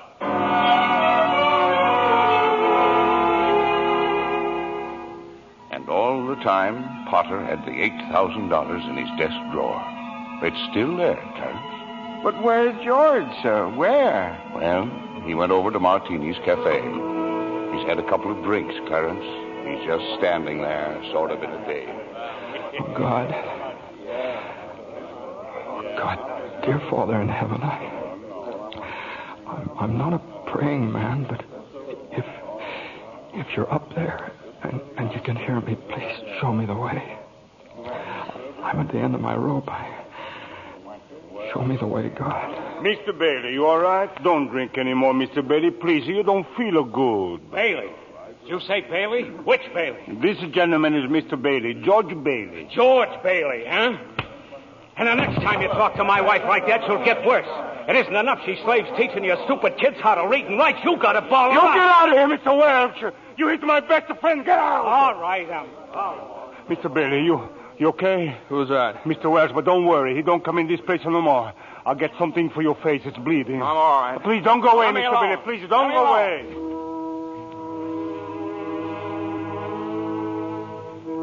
Well, George left Martini's Cafe 5 minutes ago, Clarence. He's at the river now, on the bridge, looking at the water. Are you ready, Clarence? All ready, sir. Very well. Save George Bailey's life, and you get your wings. My wings. Oh, thank you, Joseph. George! George Bailey! Get away from that bridge! You hear me? George! George!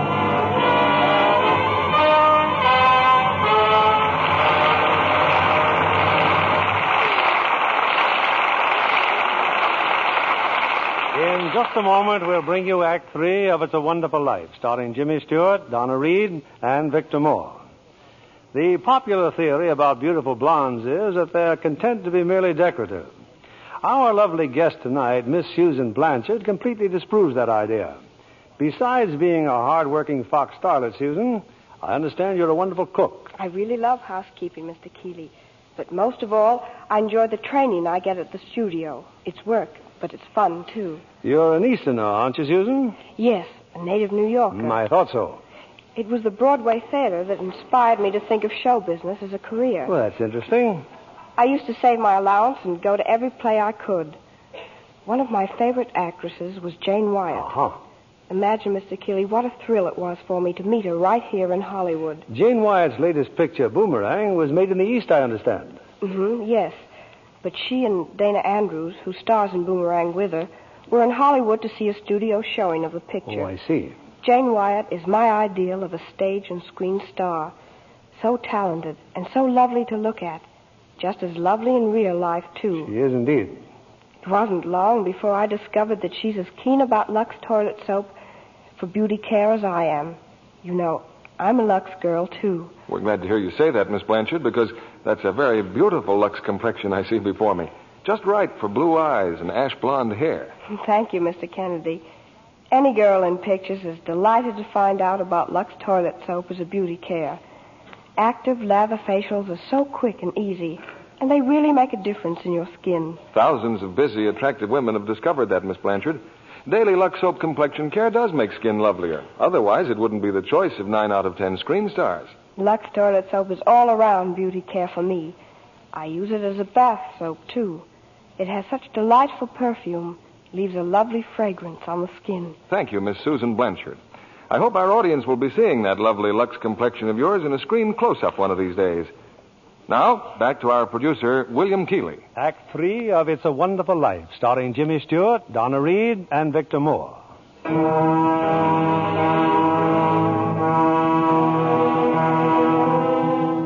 Numb with despair, convinced, as Mr. Potter said, that he's worth more dead than alive, George Bailey stands on a bridge, staring at the dark and frigid waters below. Suddenly, there's a splash. No, that's not George. It's Clarence, the apprentice angel. And there goes George in after him. It's a few minutes later now, and in the bridgekeeper's shack, George and Clarence are drying off. You both sure you're all right? You want a doctor? No, I'm all right. Oh, I'm fine. This underwear, I didn't have time to get anything more stylish. My wife gave me this on my last birthday. I passed away in it. You what, mister? I see Tom Sawyer is drying out, too. Who? My book. I left in such a hurry, I brought Tom Sawyer with me. Hey, how'd you happen to fall in? Oh, I jumped in. I jumped in to save you. Jumped in to save me? Well, I did, didn't I? You didn't go through with it, did you? Go through with what? Suicide. Hey, it's against the law to commit suicide around here. Yeah, it's against the law where I come from, too. Where do you come from? Heaven. Oh, that's very funny. Your lips bleeding. Yeah, I got a bust in the jaw in answer to a prayer. Oh, no, George. I'm the answer to your prayer. Hey, how'd you know my name? Oh, I know all about you. Well, who are you supposed to be, anyway? Clarence Oddbody, AS2.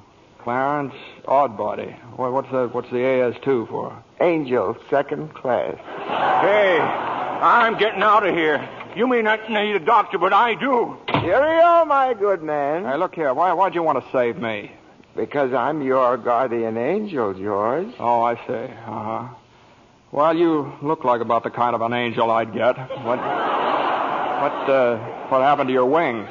Well, I haven't won my wings yet. That's why I'm an angel, second class. Oh, I see. But you can help me earn them, George, by letting me help you. Oh, don't happen to have $8,000 on you, do you? Oh, no.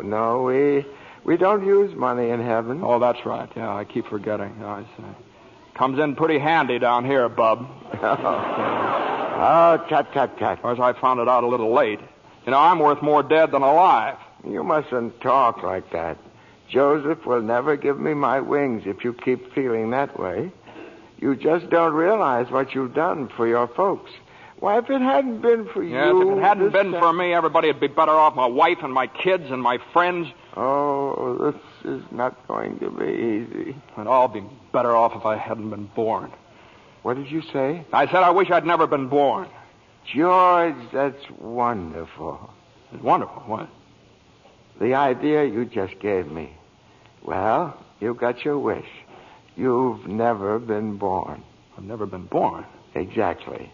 No worries, no $8,000 to get, nothing. You simply don't exist. All right, okay, all right. George, I can do things, strange things. I can show you the world, George, the way it would be if you hadn't been born. Hey, wait a minute. This ear of mine. Hey, say something else in that bad ear. You don't have a bad ear anymore. Oh, I don't think you're concentrating. Don't you see? You're not the George Bailey you think you are. You're nobody. That's the doggonest thing I ever saw. That ear. Your lips stopped bleeding, too. Yeah. Yeah. Hey, what's happening around here? What is this, anyway? I need a drink. That's what I need. What about you, Angel? You want a drink? Well, I don't quite know. Come on. We'll go as soon as our clothes are dry. Clothes are dry, George. Hey, so they are. That's funny. Well, look, let's get dressed and we'll stroll over to Martini's and then... excuse me. I'll stroll. You fly. Oh, no, I don't have my You don't wings. have your wings yet. That's right. I forgot that. I can. A couple of drinks and we'll both fly. Huh?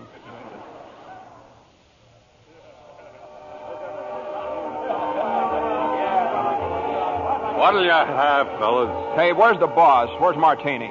Look, wise guy, I'm the boss, see? Okay, well, double scotch, quick, will you? What's yours? You know what I just love? Some mulled wine. Huh? Heavy on the cinnamon and light on the cloves. Off with you, my lad, and lively now. Now cut it out. Oh, come on, here. Just give him the same as I ordered. He's okay. 2 double scotch. What about this place? It's all changed. All of Bedford Falls has changed.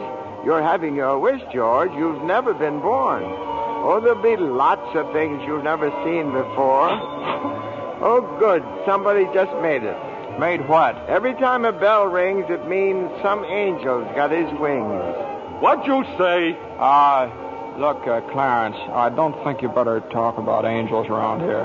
Don't they believe in angels? Oh, yeah, they believe in them, but it's just a little Well, then thing. why should people be surprised when they see one? Don't mind him, bartender. He's just a little fella. He just never grew up. And how old are you anyway, Clarence? Well, next May, I'll be 293. That does it. A couple of pixies, huh? Go on, get you. Hear me, get. Where's Martini? Will you Stop tell me? asking about Martini. Ain't here any... Hey, you. Rummy, didn't I tell you never to come panhandling around here? George, look. Hey, it's Mr. Gower. Mr. Gower. Listen, Mr. Gower, don't you know me? This is George Bailey. You buy me a drink, mister? Just one drink, will you, mister? Pinky! Yeah, Nick. Throw the rummy out. Oh, no, please. Hey, bartender, that's Mr. Gower, the druggist. That rumhead spent 20 years in jail for poisoning some kid. If you knew him, you must be a jailbird yourself. Pinky, here's 2 more. Get him out of here. Get up, George. Good thing he threw us in a snowbank, huh? Where's Mr. Gower? Mr. Gower doesn't know you, George. You see, you weren't there to stop him from putting poison into that prescription. What do you mean I wasn't there? Look, tell me, what are you? Are you a hypnotist? George. Look, why am I seeing all these strange things here? Don't you understand? It's because you were not born. Well, if I wasn't born, then who am I? Nobody. You have no identity. What do you mean I have no identity? No papers, no driver's license, no 4F card, no insurance policy. Zuzu's bell. What? Zuzu's bell. I bought my little girl a bell to hang on the Christmas tree, and I forgot to give it to her. I've got it in my... It's gone.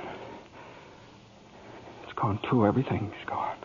But you've been given a great gift, George. A chance to see what the world would be like if you'd never been born. You're crazy. You're crazy as a bedbug, and you're driving me crazy, too. Now, look, I'm going home to my wife and family. Do you understand that? And I'm going home alone. Better not leave him alone, Clarence. Keep following him. Joseph, I'll stay near him, sir.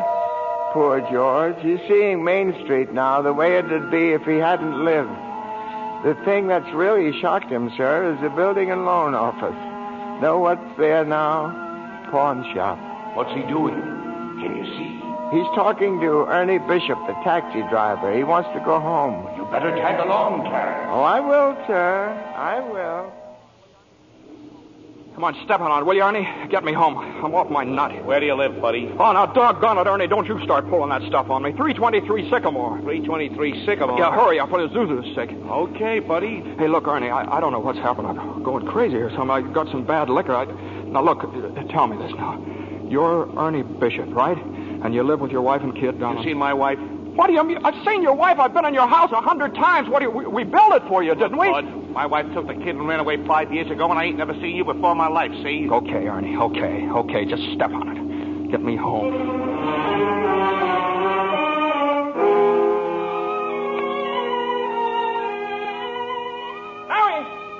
Mary, where are Janie, Petey, Zuzu. Zuzu, where are you? This is just an old abandoned house, George.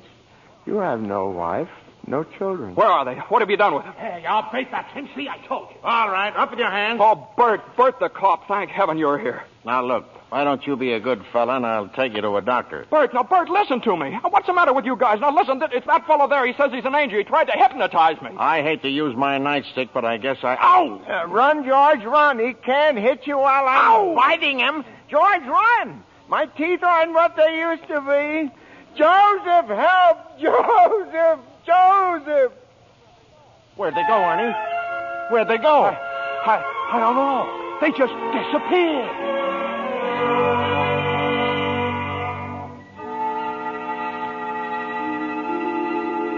Clarence! Oh, Joseph, I hope you don't mind my calling on you like I did. It was very irregular, Clarence. You're by yourself again. Where's George? He's at his mother's house, sir. Well, if George hasn't been born, he has no mother.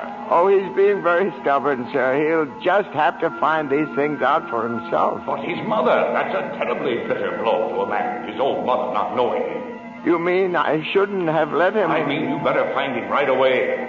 Oh, and stop fighting policemen, Clarence. I'm here again, George. My mother, my own mother, didn't know me. If only Harry were here. If my brother were only back from Washington. Your brother fell through the ice and was drowned at the age of 9. Well, that's a lie. He got the Congressional Medal of Honor. He saved the lives of every man on that transport. Every man on that transport died. Strange, isn't it? Each man's life touches so many other lives. Harry wasn't there to save them because you weren't there to save Harry. Don't you see, George? You really had a wonderful life. Don't you see what a mistake it would be to throw it away? Clarence. Yes? Where's Mary? Please, where's my wife? I'm not supposed to tell. Tell me where she is. You're not going to like it, George. Where is she? I'll choke it out of you if I have to. Where's my wife? The library. She works there. She's just about to lock up for the night. So George! Come back! Oh, there must be some easier way for me to get my wings.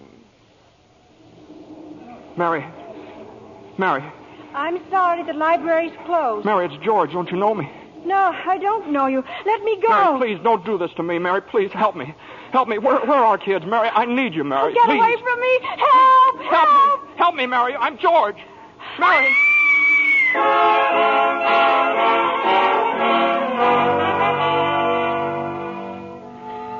Clarence.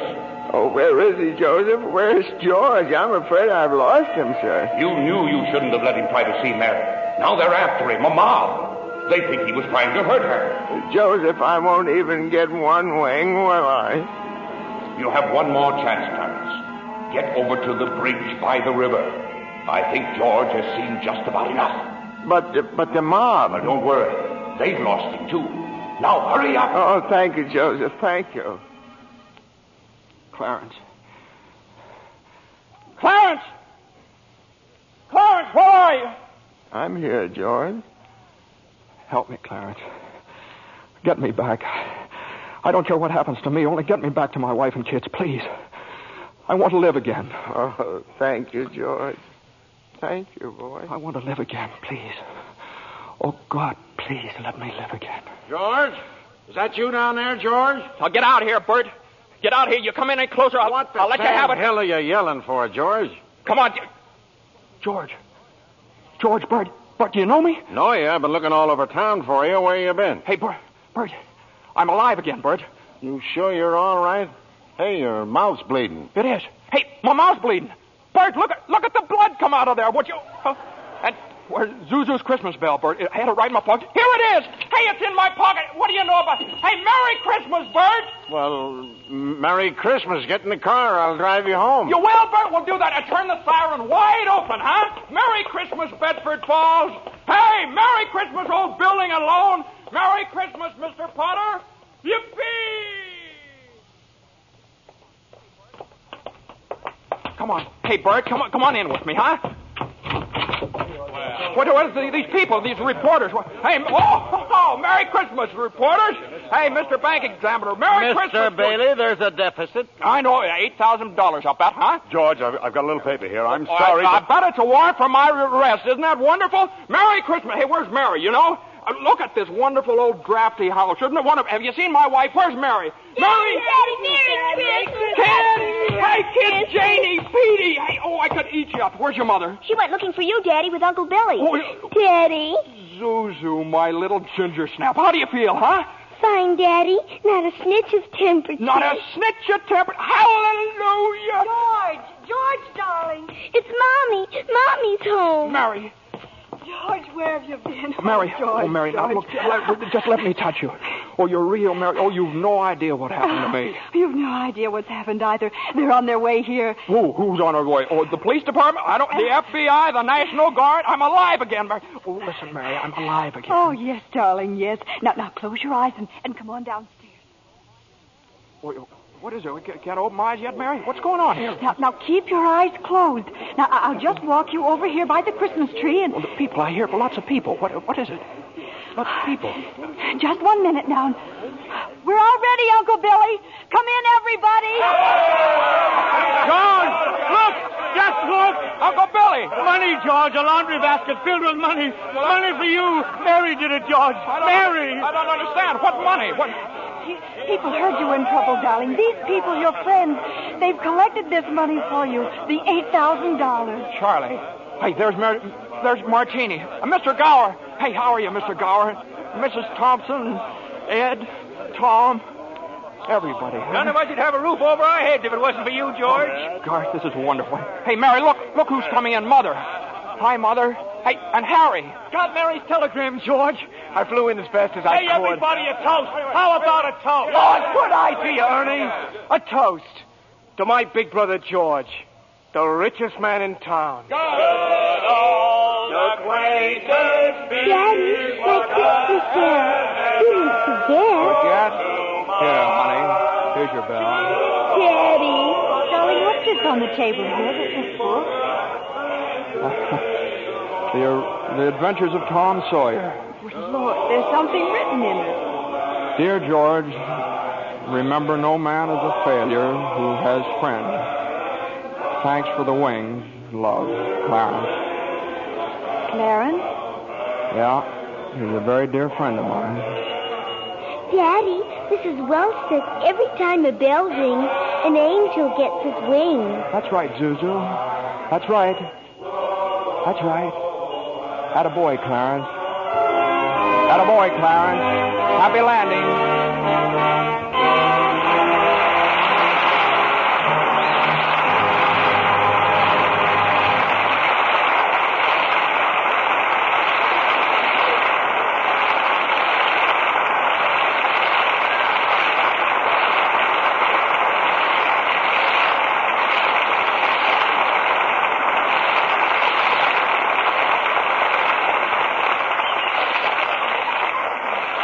It's a wonderful life so long as we can have such fine performances as we enjoyed tonight. From Jimmy Stewart, Donna Reed, and Victor Moore. Jimmy, I'd like to thank whatever guardian angel whisked you back from Texas for our show this evening. Well, that guardian angel was an airline's wing, Bill. You were in Texas for the premiere of this picture, weren't you, Jimmy? Yeah, Frank Capra and I went down for 5 openings, as many nights. Pretty good All down of there them in in Texas. Texas, Yeah. Jimmy? Yeah, every one of them. The 5 premieres over Texas. You know, it's a pretty big state. Takes that many to do it. Jimmy, I'm sure your fans were proud to read that you received an honorary degree from Princeton just the other week. Yes, how about that, Jimmy? Do we call you professor now? No. It's just an M.A. Oh, Master of Arts? Well, it might have been. I don't know. It might be for murdering architecture. That's what I studied at Princeton. Well, you know, Donna has an honorary degree to her credit, too. LLC. What's that, Bill? LLC? Well, you can see for yourself. A lovely Lux complexion. Well, thank you, Bill. Or rather, thank Lux Toilet Soap. It's a wonderful complexion care. I use it faithfully. With wonderful results, I see. What's happening next Monday night on Lux, Bill? Next week, we have another of the season's most successful films. It's 20th Century Fox's thrilling screen hit, Leave Her to Heaven, with lovely Jean Tierney.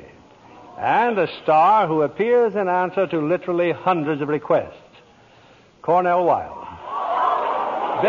Based on the best-selling novel of the same name, Leave Her to Heaven is the strange, dramatic story of a woman whose twisted mind and fiendish jealousy drive her to any lengths to hold the man she loves. Now, that ought to make great listening, Bill. I wouldn't miss it for anything. Good night. Good night, and thanks a million.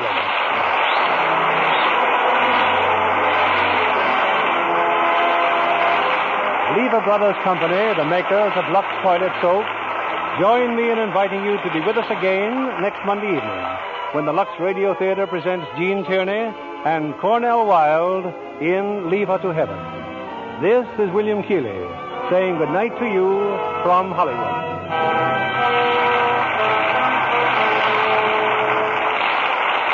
Here's a sure way to save on your meat and grocery bills. Turn in used kitchen fats to your butcher and receive a generous price for every pound. The worldwide supply of fats is still desperately short, and every drop you save helps in the making of soap, refrigerators, and other needed items. So save and turn in your used kitchen fats. Donna Reed appeared through the courtesy of Metro-Goldwyn-Mayer, producers of The Beginning or the End, starring Brian Donlevy and Robert Walker. James Stewart will soon be seen in the Robert Riskin production for RKO, Magic Town. Victor Moore will soon be seen in Roy Del Ruth's production, It Happened on Fifth Avenue. Our music was directed by Louis Silvers. This program is broadcast to our men and women overseas through cooperation with the Armed Forces Radio Service. And this is your announcer, John Milton Kennedy, reminding you to tune in again next Monday night to hear Leave Her to Heaven with Gene Tierney and Cornell Wilde. Spry. When you bake and fry, or your cake and pie, Spry. It's your shortening by. Rely on Spry. Want fried foods crisp, golden, better tasting? Try Spry, the pure vegetable shortening that gives you delicious, better tasting fried foods. So digestible, too, the Spry way. Rely on Spry. S-P-R-Y. Rely on Spry. S-P-R-Y. Be sure to listen in again next Monday night to hear the Lux Radio Theater presentation of Leave Her to Heaven. This is CBS, the Columbia Broadcasting System.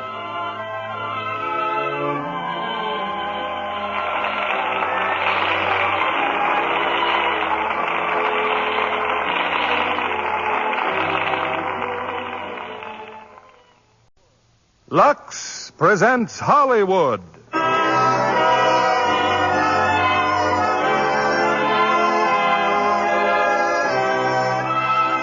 Lever Brothers Company, the makers of Lux Flakes, bring you the Lux Radio Theater, starring Maureen O'Hara, John Payne, and Edmund Gwenn in Miracle on 34th Street. Ladies and gentlemen, your producer, Mr. William Keighley.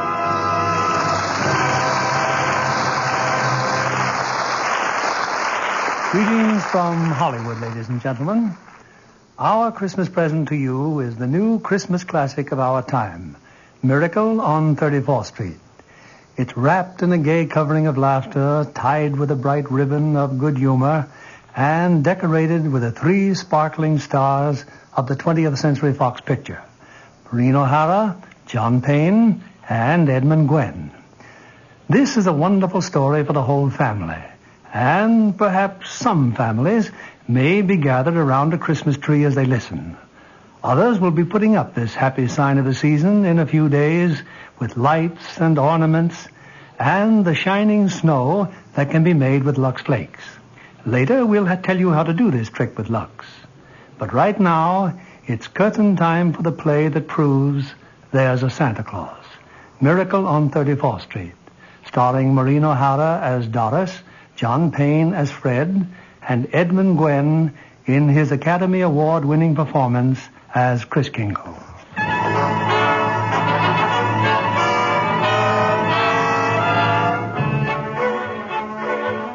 It's Thanksgiving Day in New York City. On a broad avenue adjoining Central Park, an annual event is being joyfully awaited. The spectacular parade presented by Macy's department store to herald in the Christmas season. Away from the crowd are 2 of Macy's public relations experts. He's simply wonderful, Mrs. Walker. Just look at him on that float. The most realistic Santa Claus we've ever had. Why, he didn't even need any padding, did he? Padding? Why, didn't you notice his tummy? So round, so firm, so fully packed. Well, now that everything's under control, where on earth did you find him? I don't know. I just turned around and there he was. And to think that the man whose place he took was intoxicated. With a breath that would knock over a reindeer. Oh, just think if Mr. Macy had seen him. What if Mr. Gimble had seen him? Competition between our stores is tough enough.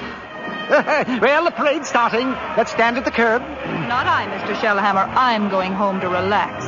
Anyway, I can see it from there. I live just around the corner. Oh, so you do. Well, I'll see you tomorrow, Mrs. Walker. And congratulations on finding the best Santa Claus in Macy's history.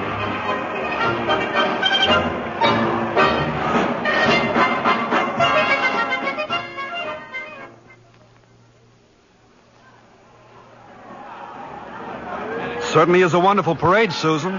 Just look at that clown. Gosh, what a giant. Giant, Mr. Gailey? There are no such things as giants.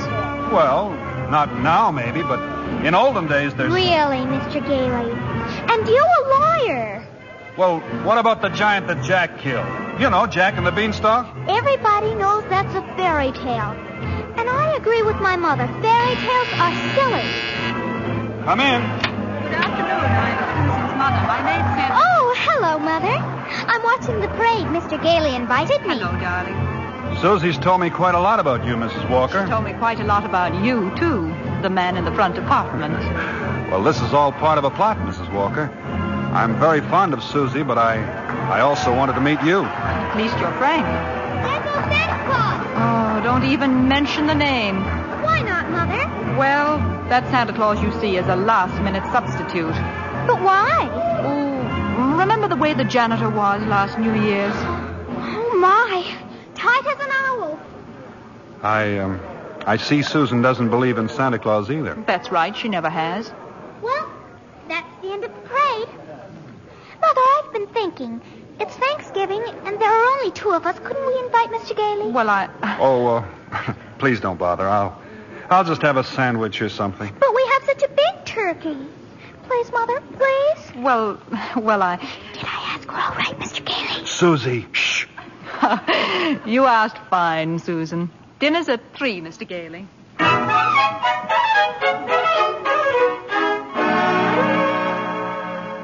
Hello, Mrs. Walker. Yes, Mr. Shellhammer. Your maid said you were at Thanksgiving dinner, but I just had to tell you.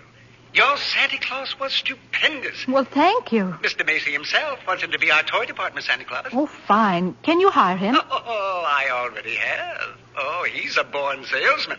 I just feel it. Good. We'll talk about it in the morning. Thanks for calling, Mr. Shellhammer.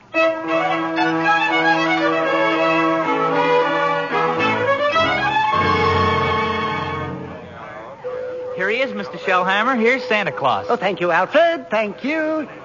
Good morning, Santa Claus. Good morning. Now, before you go to the toy department, here's a list of toys that we have to push. Huh? You know, things we're overstocked on. Now, you'll find that a great many children will be undecided as to what they want for Christmas. And when that happens, you immediately suggest one of these items. Do you understand? I certainly do. Fine, that's fine. Now, take the list, and Alfred here will show you to your throne in the toy department. And don't you forget, you're working for Macy's.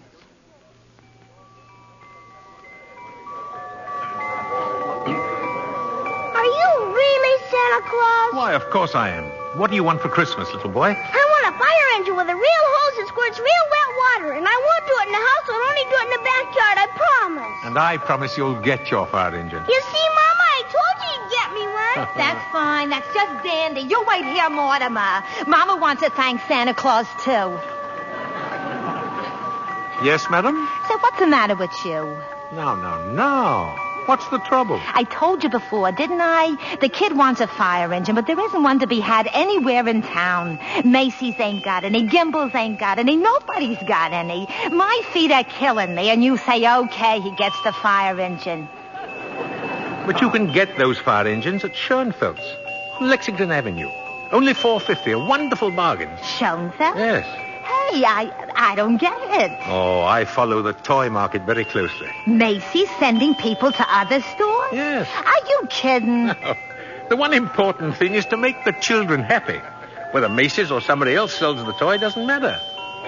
Don't you feel that way? Who, me? Yeah. Oh, yes, sure. Only I didn't know Macy's did. I don't get it. I just don't get it. Who's next, please? Right this way to see Santa Claus. All right, little girl. You're next. Of course, little girl. You want some roller skates? Well, you shall have them, too. Mama, he's going to bring me some roller skates. And he has some fine skates here at Macy's, haven't you, Santa Claus? Oh, they're good skates, all right, but not quite good enough. Now, I left some really wonderful roller skates at Gimbel's. I'm sure Gimbel's have just what this good little girl wants. Mr. Shellhammer, are you Mr. Shellhammer? Gimbals? Gimbals? That's just what he did say. Gimbals. The sales lady said I should speak to you. Gimbals. I just wanted to congratulate you and Macy's on this wonderful new stunt you're pulling. Gimbals. Imagine a big outfit like Macy's putting the spirit of Christmas ahead of the commercial. Gimbals. From now on, I'm going to be a regular Macy customer. All right, Mortimer, we're going. Gimbals!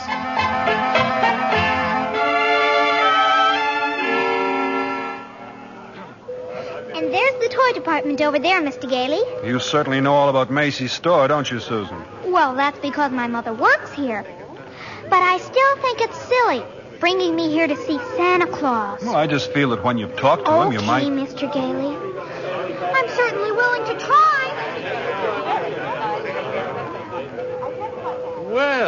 Well, what a fine young lady, eh? And what's your name, little girl? Susan Walker. What's yours? Mine? Kris Kringle. I'm Santa Claus. Oh, you don't believe that, eh? You see, my mother's Mrs. Walker. Oh. But I must say you're the best-looking Santa Claus I've ever seen. Really? Your beard, for instance. It doesn't have one of those things that goes over your ears. That's because it's real. Just like I'm really Santa Claus. Now go ahead, pull it. Oh, my goodness, it is real. Yes, yeah. And now what would you like me to bring you for Christmas? Nothing, thank you. Whatever I want, my mother will get. If it's sensible and doesn't cost too much. That's quite right, Susan. Oh, hello, Mother. Hello, Mr. Gailey. Hello. The explanation for all this is very simple. Your maid's mother sprained her ankle. She had to go home, so she asked me to bring Susie down to you. And as long as we were here, I figured we might as well say hello to Santa Claus. He has real whiskers, Mother. Susan, would you mind standing over there a minute? If you want me to. I shouldn't have brought Susie to see Santa. Is that it? Now you're making me feel completely heartless. I'm sorry. Don't you see, I tell Susan that Santa Claus is a myth. And you sure are a very convincing old man with real whiskers. Well, whom is she to believe? Yeah, that's right, isn't it? When Susan was a baby, her father and I were divorced. And ever since then, I've protected my child by teaching her realities. If you don't believe in fairy tales and fantasy, you can never be hurt or disillusioned. We were talking about Susie, Mrs. Walker. And I must ask you to let me raise her as I see fit. All right, dear. The store's going to close soon. We'll run along to my office.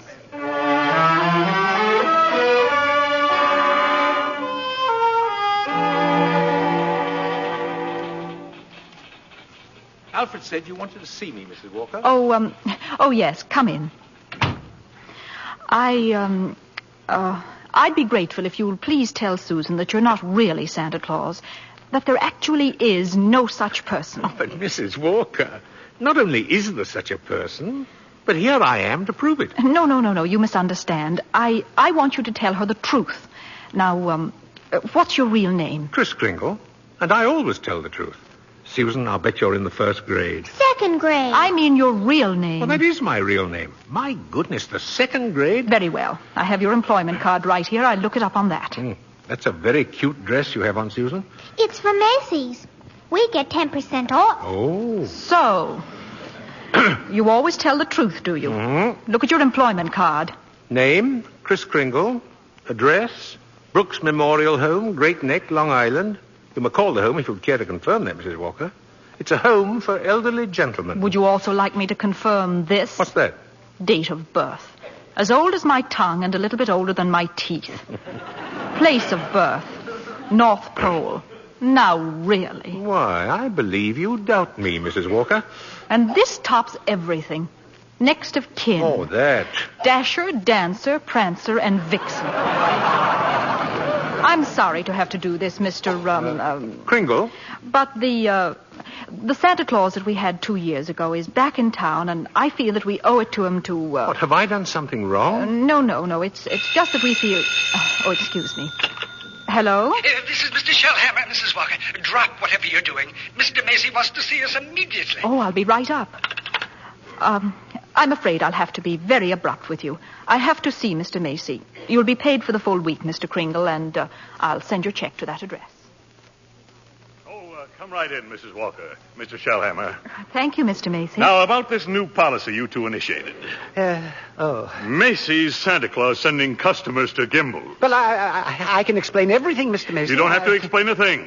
Just look at my desk. 42 telegrams and over 500 phone calls. Grateful parents expressing undying gratitude to Macy's department store.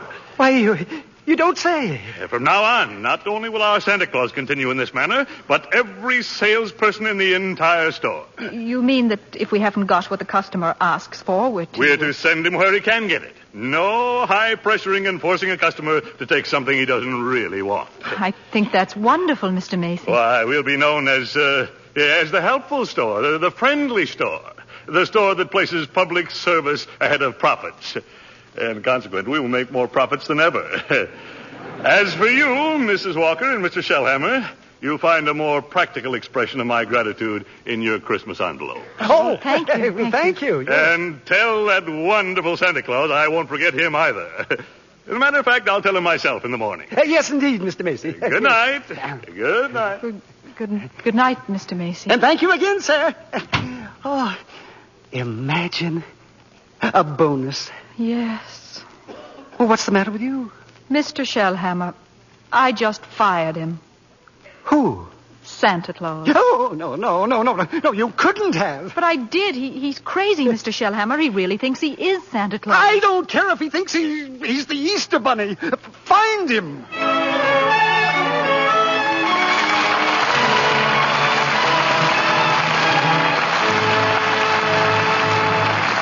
Act 2 of Miracle on 34th Street will continue in a moment. Well, Libby, have you given Santa your Christmas list? Yes, indeed, John. And number 1 on my list is a pair of Chinese pajamas with a 3/4 coat and little upstanding collar. Just like the ones Mata Torin wears in Rogue's Regiment. Perhaps you'd better have the wardrobe mistress at Universal International show Santa what you mean. Well, I'm sure Dick Powell or Stephen McNally could give him a good description. They found Marta very glamorous in this modern story of the French Foreign Legion. And what a villain Vincent Price is in Rogue's Regiment. Mm-hmm. I was on the edge of my seat through the whole picture. And you talk about a pair of pajamas. Well, they were very special. Marta liked them so well, she had 4 pairs made for her personal wardrobe. And she was delighted when they told her she could lux them. That's about the easiest care in the world. Especially now with the new tiny diamonds of Lux. Another triumph of the famous Lever Laboratories. These tiny diamonds are so much faster, they burst into suds the instant water touches them. And make wonderfully rich suds that last and last. Don't colors look marvelous when they're luxed? So fresh and new. No wonder smart girls say they won't risk wrong washing methods. Tests prove that with gentle care with Lux Flakes really makes a difference. Lux slips and nighties stayed new looking 3 times as long. And that's just like getting 3 pretty slips for the price of 1. A really thoughtful Santa would put a box of Lux Flakes in every lingerie gift next Friday night. Here's our producer, Mr. William Keeley. Act 2 of Miracle on 34th Street, starring Maureen O'Hara as Doris, John Payne as Fred, and Edmund Gwen as Kris Kringle.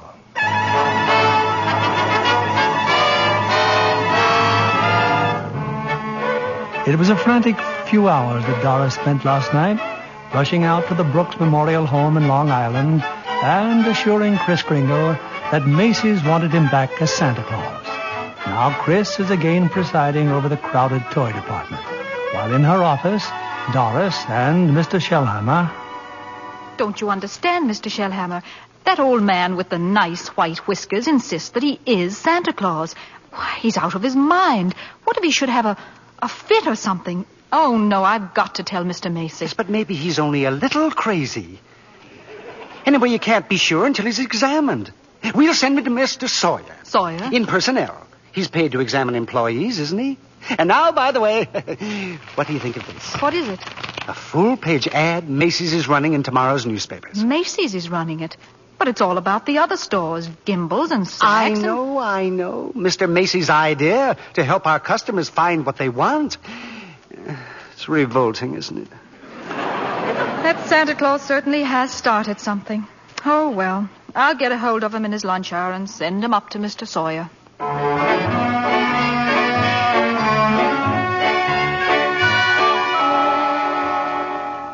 So I changed my clothes, Mr. Sawyer, and came right up. Oh. Well, then that's your own beard, huh? Oh, yes. Interesting complexion back of there. Why do you carry a cane? Always carry a cane, Mr. Sawyer. Well, that is when I wear street clothes. I carved this cane out of a runner from one of my old sleighs. What's that? What's that? With a fine, solid silver top. Oh. Who was the first president of the United States? Oh? Oh, give me a difficult one. Like who was vice president under James Monroe? I'm conducting this examination. The answer is Daniel D. Tompkins. Oh. Yes. You're a rather nervous man, aren't you, Mr. Sawyer? Tell me, do you get enough sleep? My personal habits are no concern of yours. Now, what hand am I holding up? Right hand. How many fingers do you see? 3. Oh, dear. You bite your nails, too. Stand up now. Feet together. Arms extended. Muscular coordination test? I've taken dozens of these tests. Mr. Sawyer, are you happy at home? What? That will be all, Mr. Kringle. The examination is over. Thank you. Yeah, and it may interest you to know I've been happily married for 22 years. Very happily married. Delighted to hear it. Goodbye, Mr. Sawyer. Miss Prawn. Yes, sir. Get Mrs. Walker on the phone. Yes, sir. But your wife, Mr. Sawyer, she's called 4 times already. Well, you tell my big fat wife to shut up and mind her own business. Here's Mrs. Walker, sir. All right. Hello. Oh, I was just going to call you, Mr. Sawyer. Oh? There's a Dr. Pierce stopping by this afternoon at 3. Who's Dr. Pierce? He's the physician at the Brooks home. I thought we might discuss Mr. Kringle's case with him. Well, there's hardly any point in discussing it, Mrs. Walker.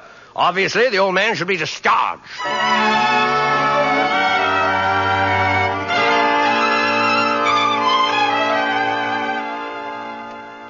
So, Dr. Pierce, Kringle should be dismissed immediately and sent to a mental institution. Oh, now, just a minute, Mr. Sawyer.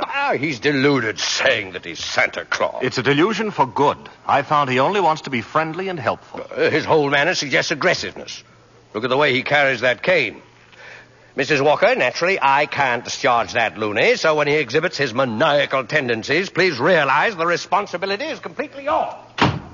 Well, I'm right back where I started. Mrs. Walker, I assure you, Kris Kringle has no maniacal tendency. But if there's the slightest possibility of us causing any trouble... What trouble? All that needs happen is a policeman ask his name. Kris Kringle, clang, clang, and Macy's Santa Claus lands up in the psychopathic ward. Well, you can prevent that very simply. Now, there must be someone here at the store who could rent him a room.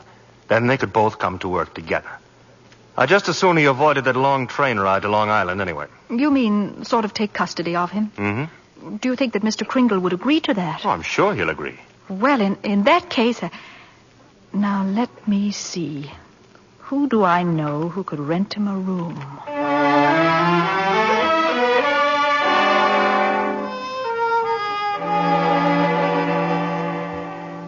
Glad you're going to have dinner with us, Mr. Kringle. Oh, thank you, Susan. I'm also very glad you're going to live next door with Mr. Gailey. Oh? Why? Because you're nice to talk to. Oh, I say, what a fine young man that Mr. Gailey is, eh? Just think, allowing me to share his apartment, a mere stranger. He did it because Mother hinted to him. Oh, well, anyway, I'm very grateful. Shall I tell you what I did in school today? By all means. Any games? Yes. And a very silly game, too. Oh? They played zoo, and each child was supposed to be an animal. Oh, but Susan, they were just pretending. But that's what makes the game so silly. Oh. Well, of course, in order to play games, you need imagination. Oh, that's when you see things, but they're not really there, huh? Oh, yes. Yes, but, to me, imagination is a place all by itself. Now, you've heard of the French nation. Mm-hmm. And the British nation. Yes? Well, this is the imagination. A very interesting place, too. Now, how would you like to be able to make snowballs in summertime, eh? What? Or be the Statue of Liberty in the morning, and in the afternoon, fly south with a flock of geese? Well, I'm quite sure I'd like it, but... Oh, it's very simple. Very. Well, anyway, look here. The next time they play zoo, you can be a monkey. But I don't know how to be a monkey. Don't you? Oh, I'll show you.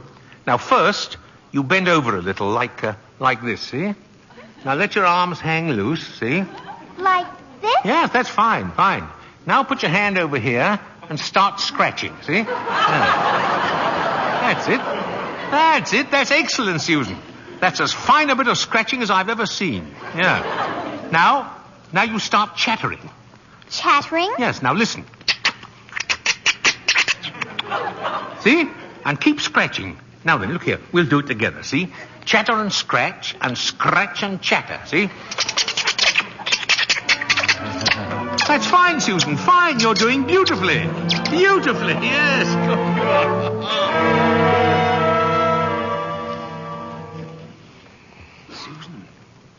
Susan, are you still awake? Uh-huh. I've just come in to say goodnight, Susan, that's all. Now, look here, about Christmas. There must be something you'd like for Christmas. Well, I've certainly thought about something, Mr. Kringle. You have? Well, what is it, eh? Tell me. It's right here on the night table, see? Oh. I tore this page out of a magazine. It's a picture of a house. Oh, that's what you want, is it? A doll's house. Colonial architecture. Oh, not a doll's house, a real house. A real house? Yes. And if you're really Santa Claus, you can get it for me. Now, wait a minute, Susie. What could you possibly do with a big house? Live in it with my mother. And a backyard with a big tree to put a swing on, and a garden, and a... Oh, well, why even discuss it? Susie, could I keep this picture? Just in case? I guess so. Thank you, dear. Thank you. Well, Mr. Gailey's waiting for me. Good night, monkey. Good night, Mr. Kringle.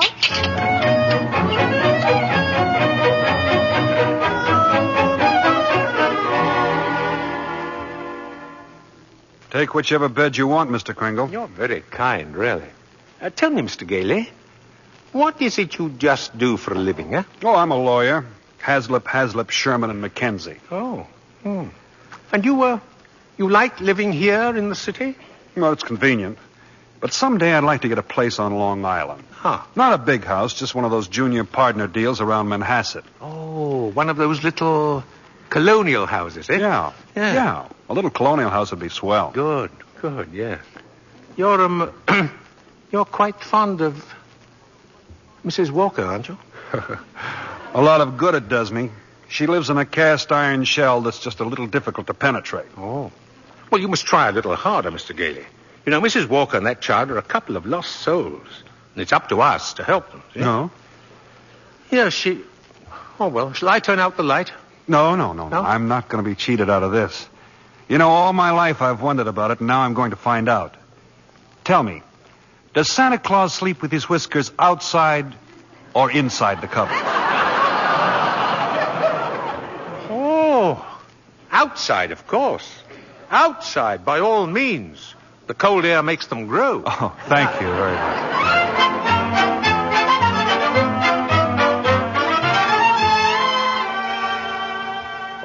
Come in, Mrs. Walker. Come in. Thank you, Mr. Macy. I've just heard something very exciting. You have? Well, let me tell you something very exciting. Our policy of being kind to customers has tripled our sales. Now, what do you think of that? That's wonderful, Mr. Macy. And Gimbels thinks it's wonderful, too. Gimbels? Gimbels are adopting the same policy. Well, is that so? And it gives me an idea. As long as Gimbels are doing the same thing, why not some pictures for the newspapers? Pictures? Yes. You and Mr. Gimbel shaking hands. Shaking hands? R.H. Macy and And Gimbal? Well, yes. Yes, why not? With Santa Claus. It's a great idea, Mrs. Walker. Macy and Gimbal shaking hands.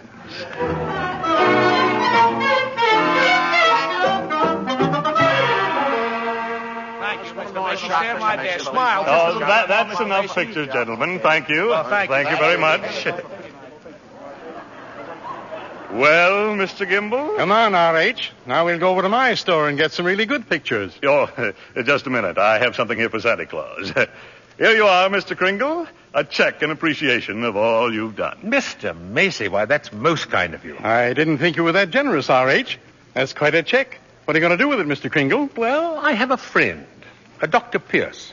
He needs a new X-ray machine. You buy the machine through the store. 10% discount. Nonsense. Come over to Gimbel's. We'll furnish it at cost. Oh, keep it up, gentlemen. Keep it up. At this rate, my friend will have a whole new hospital.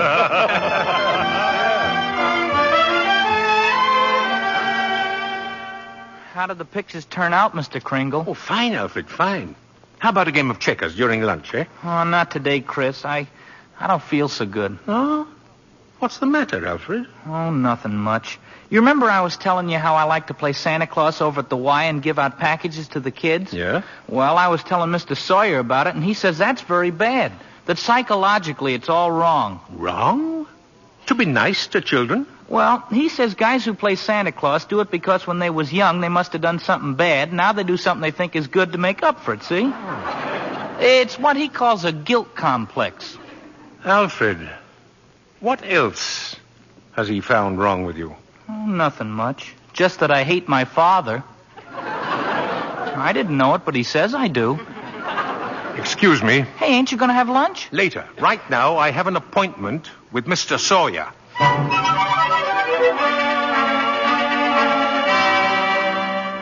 What do you mean, breaking into my office like this? Are you a licensed psychiatrist? What business is it of yours? I have great respect for psychiatry and great contempt for meddling amateurs who go around practicing it. Oh, shut up. You ought to be horsewhipped.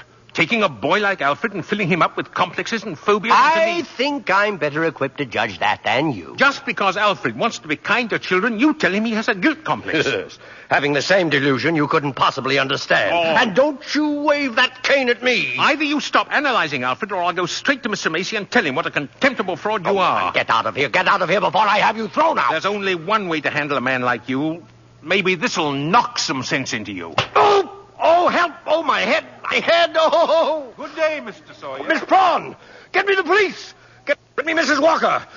Get me the psychopathic ward in Bellevue Hospital.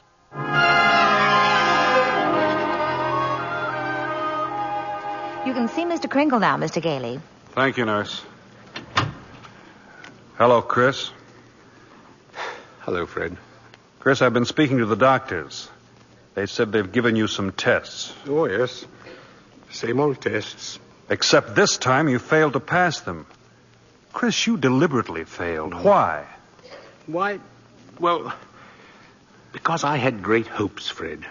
I had a feeling Mrs. Walker was beginning to believe in me, and now I discover she was only humoring me all the time. But this wasn't Doris's idea at all.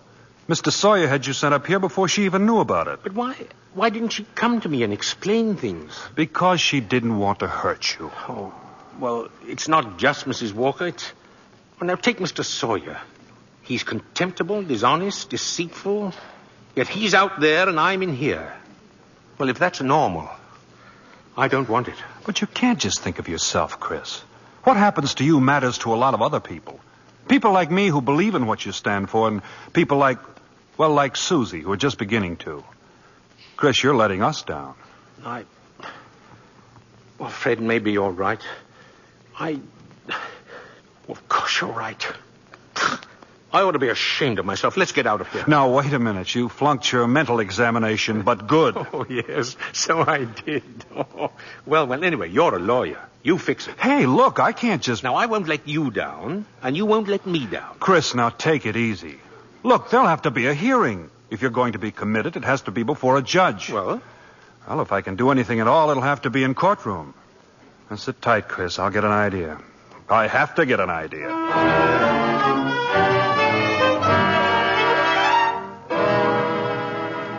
You sent for me, Mr. Macy? I certainly did, Mr. Sawyer. I brought my family to the toy department to see our Santa Claus, and our Santa Claus isn't there. He's in Bellevue. Yes, Mr. Macy. Because he's a lunatic. Yes, sir, a lunatic. Lunatic, my foot. Now, you listen to me, Sawyer. You get that case dropped right away, or you'll have another lump to match the one he gave you. But it's out of my hands. Mr. Kringle goes to court in the morning. Well, just see that he's back in the toy department by afternoon. Now, get out of here.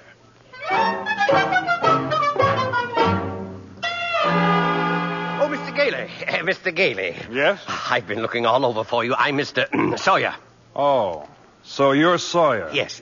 I was just speaking to the court clerk, and he said you represent Mr. Kringle. Well, I represent Mr. Macy. Well, then I'll see you in court. Oh, no. That's what I wanted to speak to you about.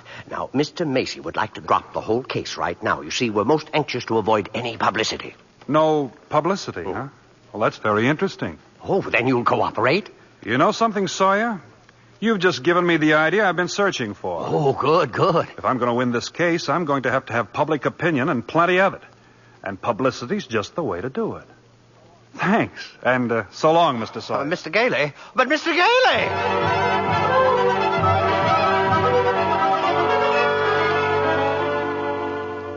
Look at these newspapers, Chris. Here. Evening Dispatch. Doctors doubt sanity of Santa who launched Goodwill campaign. Oh, my. Daily Bulletin.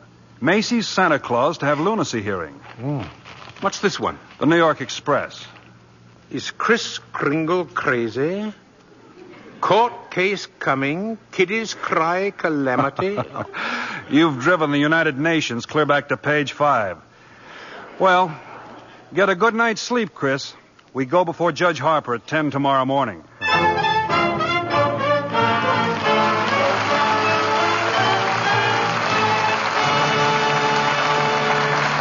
We pause now for station identification. This is CBS, the Columbia Broadcasting System.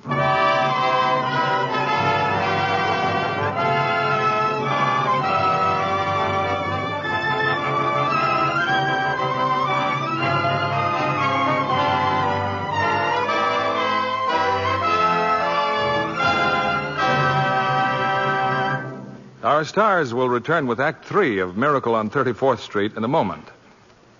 When a new player signs a contract with 20th Century Fox, she soon gets well acquainted with Miss Helena Sorrell, head dramatic coach. Helena, do you like to watch your pupils perform in the picture? Oh, of course, John, because I take a personal interest in them. I'm especially proud of Betty Grable in her new picture, When My Baby Smiles at Me. Betty's become a really fine dramatic actress. She certainly has. She and Dan Daly are magnificent as a couple of vaudeville hoofers. And Betty's costumes in When My Baby Smiles at Me gave me a thrill. And I was amazed how many things the wardrobe department washed with Lux Flakes. It reminded me of my theatrical days when I was on the road and lived in a couple of trunks. A box of Lux Flakes in each? That's absolutely true, John. I was never without it, in my hotel or at the theater. Well, then you've probably discovered that the new tiny diamonds of Lux are more wonderful than ever. They're so much faster and richer. Do more for you, too. They remove soil which other types of suds can't. Leave things cleaner, fresher. And Lux Flakes keep colors lovely. You're right there. That's why it's foolish to risk wrong washing methods that may fade colors. Actual tests show that with gentle Lux Flakes care, colors stay lovely up to 3 times as long. That's a good tip for girls who get nice blouses and sweaters for Christmas. Right you are. And thank you for coming tonight, Helena Sorrell. We return you now to William Keighley. The curtain rises on the third act of Miracle on 34th Street, starring Maureen O'Hara as Doris, John Payne as Fred, and Edmund Gwen as Chris.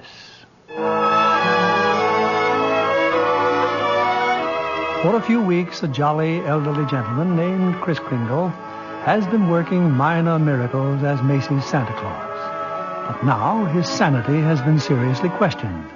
And in a crowded courtroom, Judge Harper listens patiently as the assistant district attorney summons Chris to the witness stand. Now, this is not a trial, Mr. Kringle. It's just a hearing, so you don't have to answer any questions. Now then, where do you live, please? Well, it seems to me that's what this hearing will decide, won't it?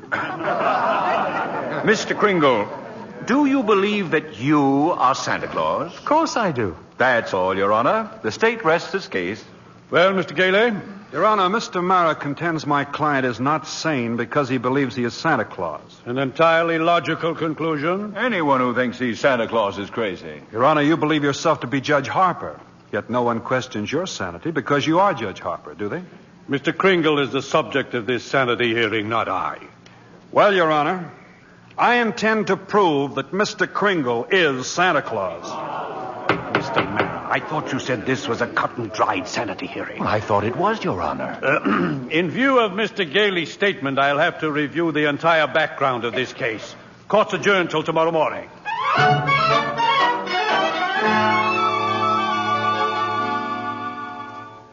Hello, Doris. I'm sorry I'm late, but get ready. We're really going to celebrate tonight. What are we celebrating? Well, didn't you read the papers? Santa's mouthpiece throws bombshell in New York Supreme Court. Oh, Fred, you're not really serious about this. You can't possibly prove that Kris Kringle is Santa Claus. Well, you saw Mr. Macy and Mr. Gimble shake hands. That wasn't possible either. What does your firm have to say about it? Hayslip and Mackenzie and the rest of them. That I've jeopardized their prestige, and either I drop this impossible case or they'll drop me. You see? So I beat them to it. I quit. Fred, you threw away a career because of a sentimental whim? Well, I'll open my own office. And what kind of clients will you get? Oh, probably a lot of people like Chris who are being pushed around. That's the only fun in law anyway. Doris, look. Don't you have any faith in me at all? No, it's not a question of faith. It's just common sense. But faith is believing in things when common sense tells you not to. It's not just Chris that's on trial. It's everything he stands for. Human kindness and love and dignity. Fred, listen. We've seen a lot of each other the last couple of weeks. I've become fond of you. We've talked about some wonderful plans, haven't we? And then you do this. Go on an idealistic binge, throw away your security, and expect me to be happy about it. And I expect too much. Is that it? Well, that's that, I guess. Good night, Doris.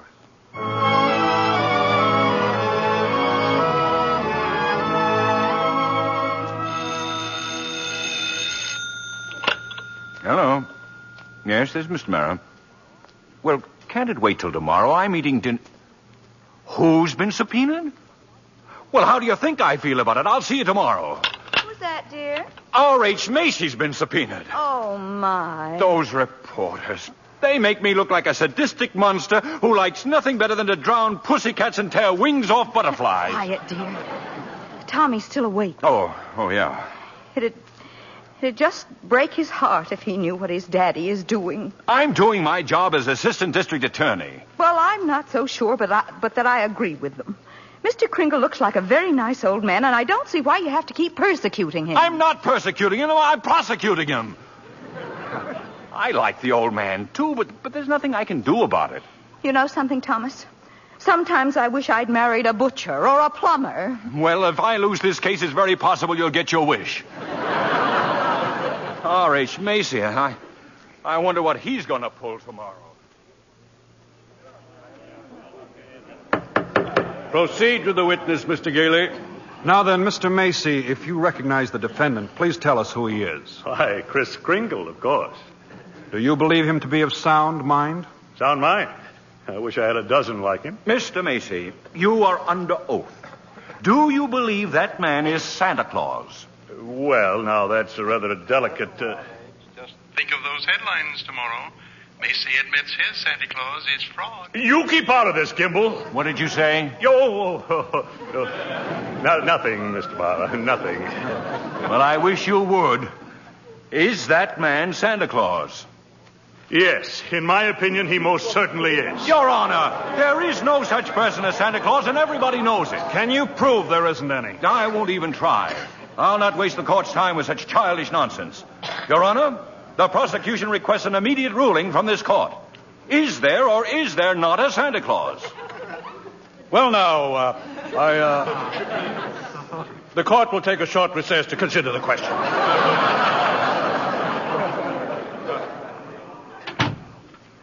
Hello, Henry. Why, Charlie, what are you doing here? Can't an old friend visit you in your chambers? And if you ask me, you never needed a friend like you do now. This Kringle case? Well, I certainly don't see what they're making such a fuss about. Henry, that's Santa Claus you've got out there. On trial for lunacy. This case is dynamite, and you're coming up for re-election soon. Charlie, you know what happened last night? Martha brought the grandchildren over. They wouldn't kiss Grandpa. They wouldn't even talk to me. You see what I mean?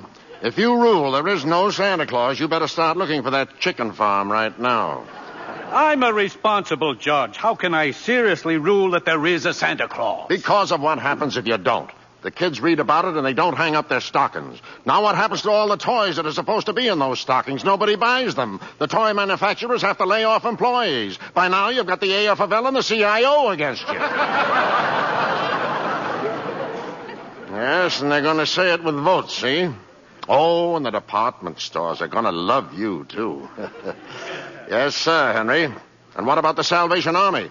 They got a Santa Claus on every street corner. They take in a lot of money to help the poor. But go ahead, Henry.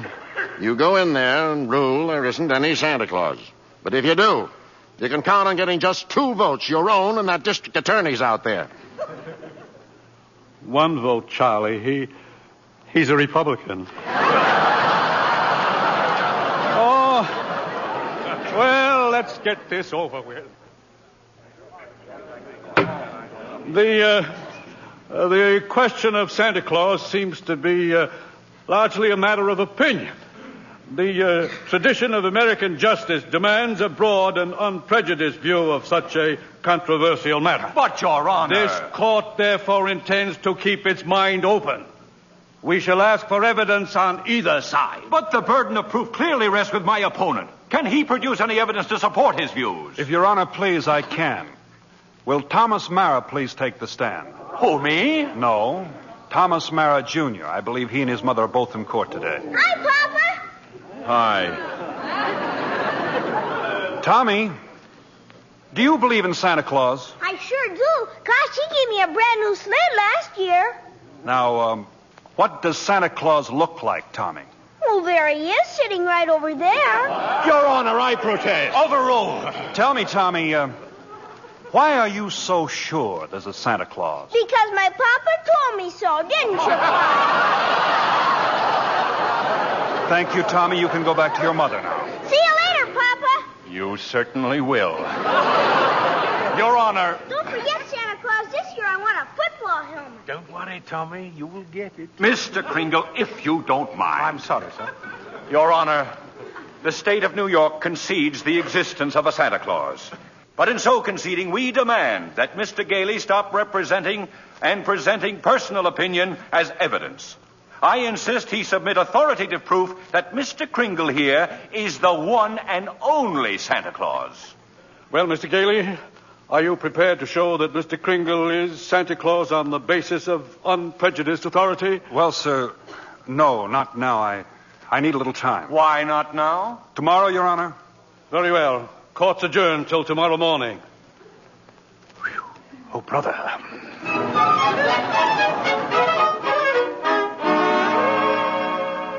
Now come, Susan, dear, finish your supper. But I can't, Mother.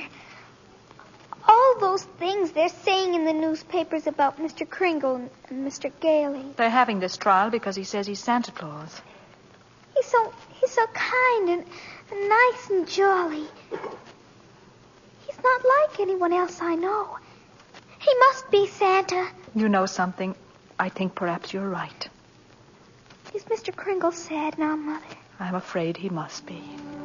Then I'll write him a letter. Maybe that'll make him feel better. I'll cheer him up.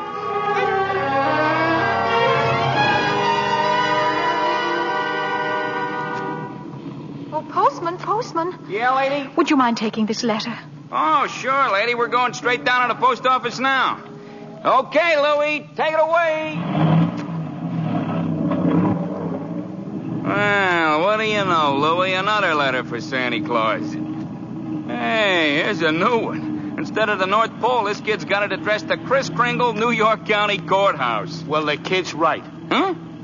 Oh, yeah, sure. They got him on trial down there. He claims he's Santa Claus, and the DA claims he's nuts. Hey, I got an idea. Huh? How many Santa Claus letters we got down there in the dead letter office? Oh, who knows? Must be 50,000 bags and bags all over the joint. You mean? What, Frankie? Why not? Wouldn't it be nice to get rid of them all? Wouldn't it? Boy, oh boy. Look, Louie, as soon as we get to the post office, we go and see the supervisor. You know something? I bet we both get promoted.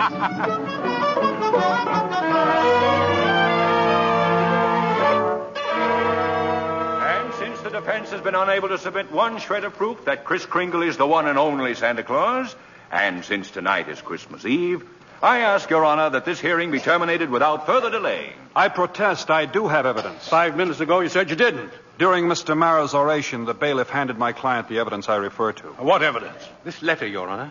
Oh, yes, Mr. Kringle. It's from Susan Walker. She believes in me.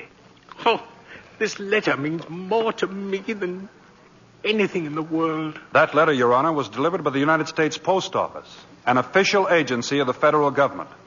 The Post Office Department was one of the largest business concerns in the world. Last year did a gross volume of over $1 billion, and Your this year... Honor, I'm sure we're all gratified that the post office is getting along so well. But what bearing has it on the sanity of that man? My point is that the Post Office Department is a model of efficiency. Furthermore, the laws of this country make it a criminal offense to willfully misdirect mail or intentionally deliver it to the wrong party. The state of New York is second to none in its admiration of the Post Office Department. We're very happy to concede Mr. Galis. For the record, Mr. Mara. For the record. Anything to get on with this case. Thank you.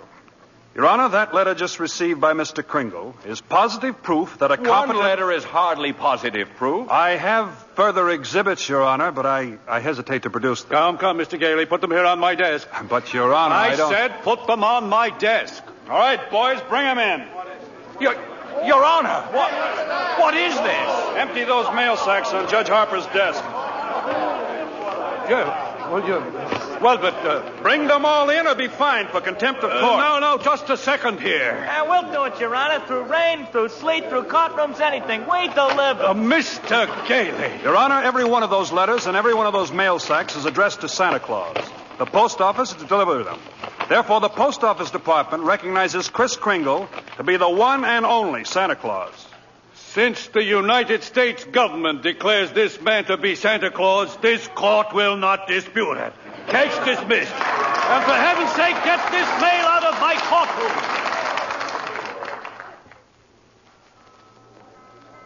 So as soon as I got out of court, I came straight to Macy's to see you, Doris. Oh, Chris, I'm so glad you won. Well, we're having a big Christmas party at the Brooks home tomorrow morning. I'd like so much to see you and Susan there. We'll be there, Chris. Oh, Chris, couldn't you come home now and have dinner with us? Now? Tonight? Me? My goodness, Doris, it's Christmas Eve.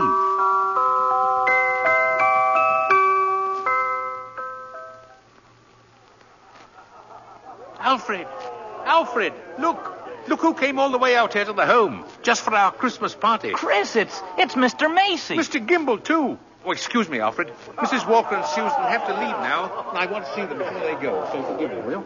But, Susie, darling, you've got so many presents. Not the one I wanted. Not the one Mr. Kringle was going to get for me. Well, what was it? Doesn't matter. I knew I wouldn't get him, but I thought he'd at least tell me why. Susie.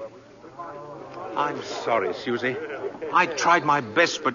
You couldn't get it because you're not Santa Claus. Susan. Just a nice old man like Mother said. But I was wrong when I told you that. You must believe in Mr. Kringle and keep right on doing it. You must have faith in him. But that doesn't make sense, Mother. Faith is believing in things when common sense tells you not to. What? I mean, just because things don't turn out the way you want them to the first time, you've still got to believe in people. I found that... Hello, Doris. Fred. Mr. Mr. Gailey. Merry Christmas, Susie. Gosh. You'll just get here and we're ready to leave. Oh, I've been here. Oh. And if you're ready to leave, I'll drive you home. Before you go, here's a map I've made for you. You'll miss a lot of traffic. About 4 miles south, you will see Ashley Avenue. Now, that's the street you want. Ashley Avenue. Thanks, Chris. And Merry Christmas. Merry Christmas to you, Fred. And to you, my dear. And to you, Susie. I believe Mr. Kringle. I do. Silly, I suppose. But I do.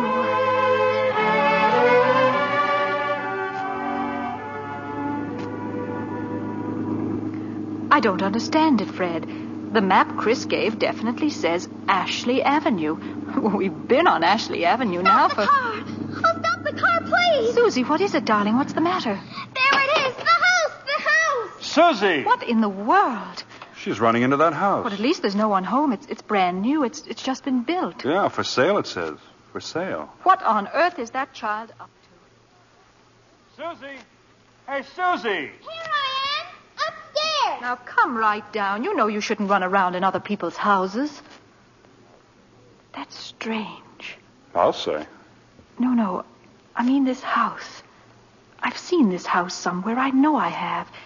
Maybe in a magazine or... Mother, it's our house. It's the one I asked him for, Mr. Kringle. Mr. Kringle? I know it is. Oh, you were right, Mommy. You were right. Susie. Mommy told me that if things didn't turn out just the way you wanted them at first, you've still got to believe, and I kept believing. And you were right, Mommy. Mr. Kringle is Santa Claus. Now where are you going? In back to see if there's a swing. There is one. Oh, there is one. You told her that? About believing? Well, you told me, Fred. A sign outside. For sale, huh? Well, we can't let her down, can we? I never really doubted you. It was just my silly common sense. It even makes sense to believe in me now. I must be a pretty good lawyer. I take a little old man and legally prove to the world that he's Santa Claus. Now, you know that couldn't be... Fred! What's the matter? There. In the corner. By the fireplace. Oh, no. No. It can't be. It couldn't. A cane. Chris's cane. Well, there couldn't be two canes like this anywhere in the world. Silver handle and all. Hey, you know something? Maybe I didn't do such a wonderful thing after all.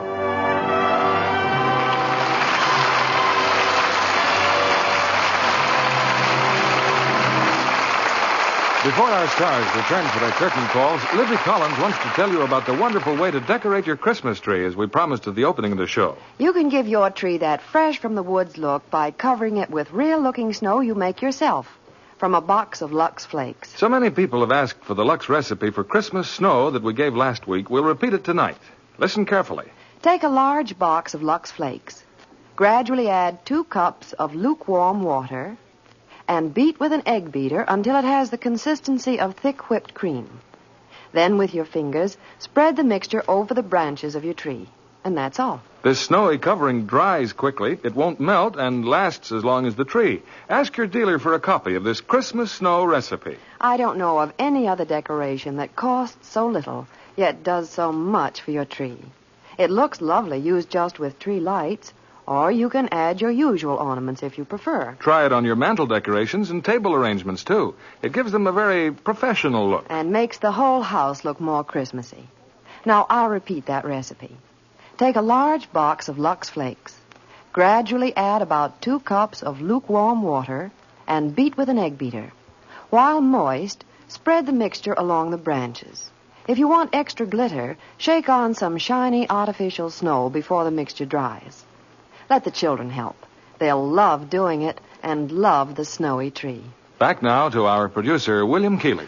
Mr. Kringle's reindeer are waiting on the roof, but we've asked him to pause a moment before he leaves and come back to the footlights with Maureen O'Hara and John Payne. Ladies and gentlemen, it was a real thrill to everyone in Hollywood when Edmund Gwenn topped his entire 53 years as an actor with his great performance as Kris Kringle. Thank you. Thank you very much, Bill. Everyone connected with Miracle on 34th Street, from George Seaton, the author-director, to the prop man, helped me. They all believed in Santa Claus. How could we help it? I suppose you've got a strenuous time ahead, Chris. Yeah? Covering the entire world in one night. John, if everyone believed in Santa Claus, peace would break out all over the world in 30 seconds. I hope you won't be too busy to stop at my house. I'll have my stockings hung up. Oh, well, I'll stop in, Maureen, but seems rather futile. Why, Chris? Well, I couldn't possibly fill her stocking as well as she does. I see what you mean. Bill, after that, I think you'd better tell us all about next week's play. Next week, Maureen, a play straight from your native land. It's the 20th Century Fox picture, The Luck of the Irish. And the stars? Well, we have a superb cast. There's Dana Andrews, Ann Baxter, and Cecil Calloway. This is a delightful romance, presided over by a most mysterious leprechaun in the person of Cecil Calloway. I know you'll all enjoy it. We'll be looking forward to it, Bill. And good night. Good night. Good night. Can I give anybody a lift in my sleigh? Good night and a Merry, Merry Christmas.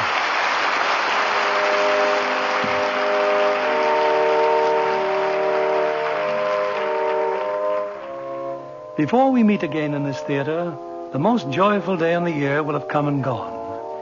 There are, in our time, as in every time, a few foolish men who deride the spirit of Christmas. But in every country and in every time, they are overwhelmed by those who find in it the hope and happiness of the future, by those of us who believe in our hearts that there can be peace on this earth and goodwill among all men.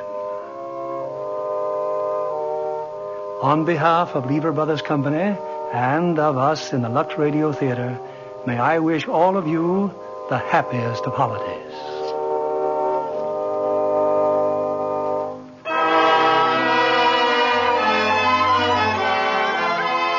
And we invite you all to join us again next Monday evening when the Lux Radio Theater presents Dana Andrews, Ann Baxter, and Cecil Calloway in The Luck of the Irish. This is William Keeley saying good night and Merry Christmas.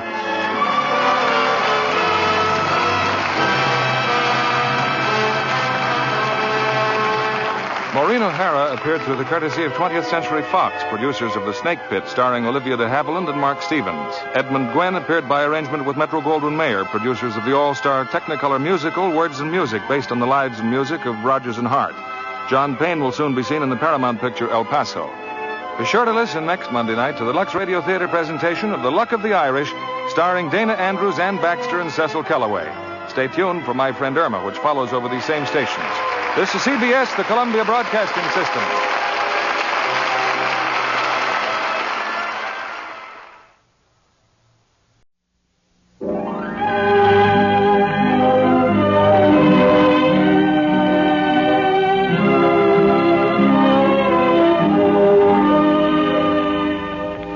Good evening, ladies and gentlemen. On this Christmas Eve, once again, Lionel Barrymore sets aside his role as mayor of the town to take you back to a Christmas Eve 100 years ago with his unforgettable portrayal of Scrooge. And now, Lionel Barrymore in Dickens' A Christmas Carol.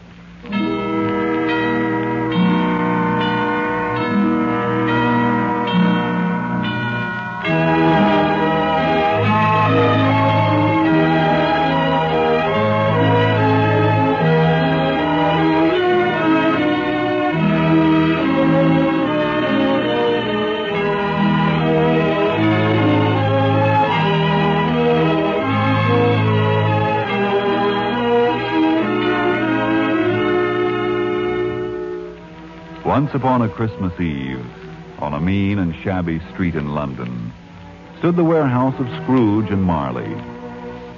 Marley was 7 years dead, but Scrooge never bothered to paint out the name. It was a waste of time, paint, and money. Oh, he was a tight-fisted hand at the grindstone, was Ebenezer Scrooge, a squeezing, grasping, clutching, covetous old sinner. A frosty rime was on his head and on his eyebrows and on his wiry chin. And the cold within him iced his office in the dog days and didn't thaw it out 1 degree at Christmas. A fact that could be attested by Bob Cratchit, his overworked and shivering clerk.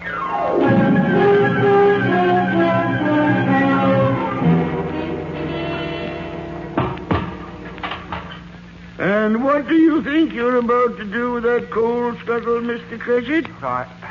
Well, you see, my stove's gone out, Mr. Scrooge. Indeed. It was a very small fire to begin with, sir. Tell me, Mr. Cratchit, you like working here? Oh, yes, indeed, sir. And you have need of the 15 bob I pay you every week? Need? Oh, yes, indeed, sir. You see, there's my wife, and Tiny Tim, and Belinda, and Martha, and... Well, then may I suggest you forget the fire and get back to your work?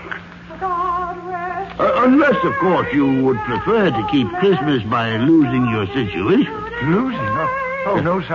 I'll get on with copying those letters at once, sir. I'm very sorry, Mr. Scrooge. It won't happen again, sir. I promise you. And chase that blasted little sweep away from the door. Christmas carol.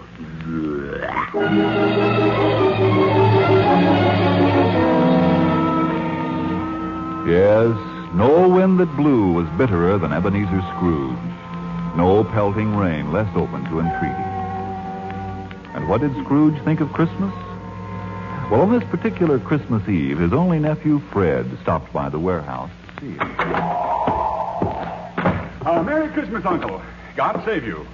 Humbug. Christmas, a humbug? Oh, come now. You don't mean that. I do. Merry Christmas. What right have you to be merry? You're poor enough. Very well, then. What right have you to be dismal? You're rich enough. Humbug. Oh, don't be cross, Uncle. What else can I be when I live in such a world of fools as this? Merry Christmas. Out upon Merry Christmas. What's Christmas time to you but a time for paying bills without money? Time for finding yourself a year older and not an hour richer. A time for balancing your books and having every item in them through a round dozen of months presented dead against you. Uncle. Yeah. If I had my way, every idiot who goes about with Merry Christmas on his lips would be boiled with his own pudding and buried with a stake of holly through his heart. Uncle. Nephew, keep Christmas in your own way and let me keep it in mine. But you don't keep it. Well, let me leave it alone, then. Much good may it do you. Much good it ever has done you.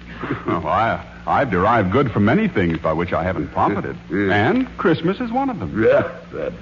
I've always thought of Christmas as a good time. A kind, forgiving, charitable, pleasant time. The only time in the long calendar of the year when people open their shut-up hearts and think of their fellow men. Humbug. And therefore, although it has never put a scrap of gold or silver in my pocket, I believe that it has done me good and will do me good. And I say, God bless it. You're a very powerful speaker, sir. I wonder you don't go into Parliament. Oh, don't be angry, Uncle. Come and dine with us tomorrow. Good afternoon, nephew. But why won't you? Good afternoon. Well, I'm sorry to find you so resolute. But Merry Christmas, Uncle. Good afternoon. And a Happy New Year. Good afternoon.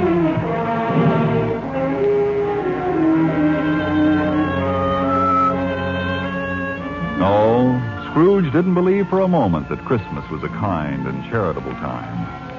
He proved it that very same afternoon when two gentlemen stopped at his warehouse to collect his Christmas donation to the poor. At this festive season of the year, Mr. Scrooge, it is more than usually desirable that we should make some slight provision for the poor and destitute. Indeed. Tell me, are there no prisons? Oh, plenty of prisons. And the workhouses, are they still in operation? They are, although I wish I could say they were not. The treadmill and the poor law, are they still in full vigor? Both very busy, sir. Very well, then. What do you want of me? A few of us are endeavoring to raise a fund to buy the poor some meat and drink and means of warmth. Now, what shall we put you down for? Nothing. Oh, you wish to be anonymous. I wish to be left alone. Mr. Scrooge. I don't make myself merry at Christmas, and I can't afford to make a lot of idle people merry. I help support the prisons and the workhouses. They cost enough, heaven knows. And those who are badly off they can go there. But many can't go there, and many would rather die than go there. Oh, if they'd rather die, they'd better go and do it. And decrease the surplus population. Besides, I find it quite enough for a man to mind his own business and not interfere with other people's. Mine occupies me constantly. Good afternoon, gentlemen. Good afternoon.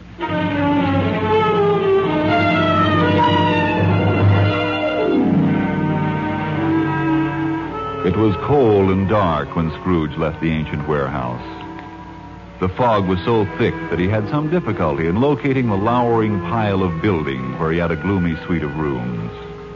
Since Marley's death, no one lived there but Scrooge.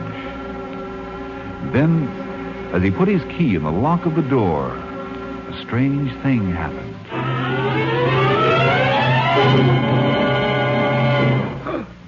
That door knocker. I could have sworn it was Marley's face. Oh, humbug. Scrooge entered, then locked and double-locked the door behind him. He wasn't a man to be frightened by a door knocker. Humbug. He lit his candle and started up the stairs, his footsteps echoing through the quiet house.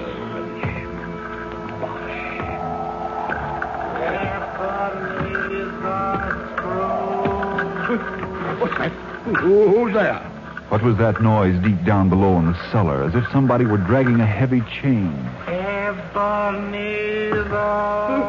What's that? The sound grew louder on the cellar stairs, rose higher in the empty halls below, and then clanged and clattered on the stairs behind Scrooge as he fled.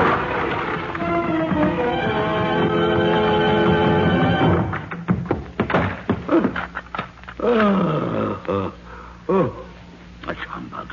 Don't believe it.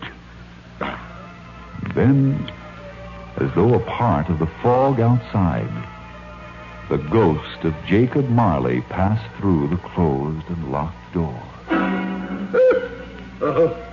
Ebenezer.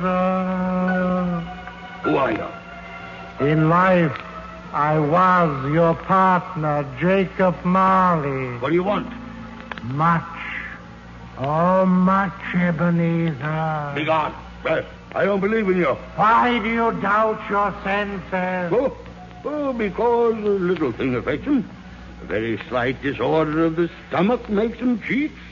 Or you may be an undigested bit of beef, or a blot of mustard, a crumb of cheese, or a fragment of underdone potato.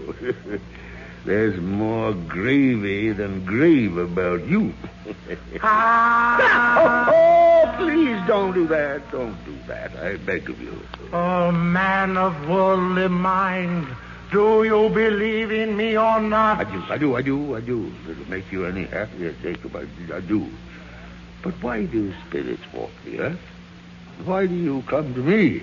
It is required of every man that the spirit within him should walk abroad among his fellow men. Yes, Jacob, yes. And if that spirit goes not forth in life, it is condemned to do so after death. But why must you wear that heavy chain?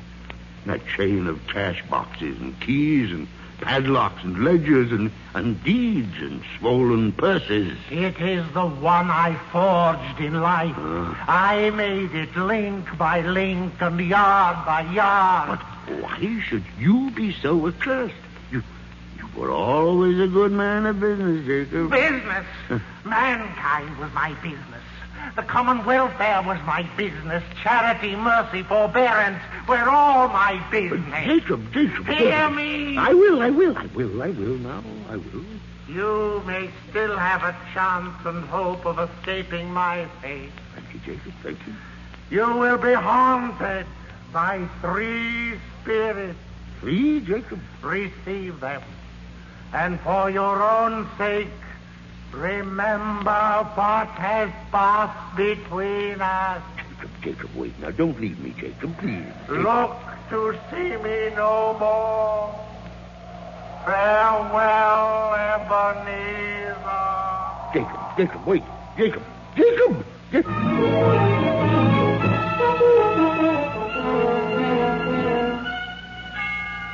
Ebenezer Scrooge. Huh? Oh, who are you? I am the ghost of Christmas past. Rise and walk with me. Walk? In my slippers? Dressing gown and nightcap? Come, we will leave by the window. Oh, no. That's all very well for spirits, but I'm only a mortal and liable to fall. Bear but a touch of my hand thus on your heart, and you shall be upheld in more than this. Come, Ebenezer Scrooge.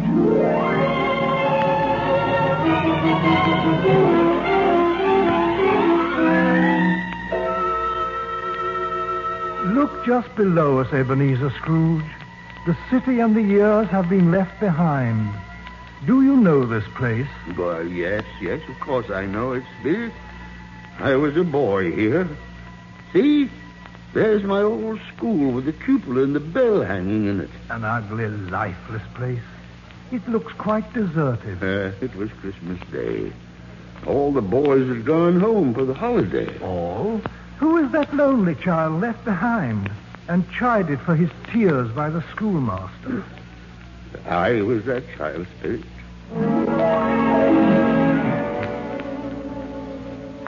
Now, Master Ebenezer. No tears, if you please. There's nothing more degrading than self-pity. Besides, Christmas isn't at all important. A very wise man, the schoolmaster. Don't you agree, Ebenezer? Oh, of course I don't agree. Why, Christmas is very important to a child of that age, Spirit. Poor boy, I wish... Oh, well, it's too late now. What is it? Oh, nothing much. There was a boy singing a Christmas carol outside my warehouse. I wish I'd given him something, that's all. Yes? Come, let's see another Christmas.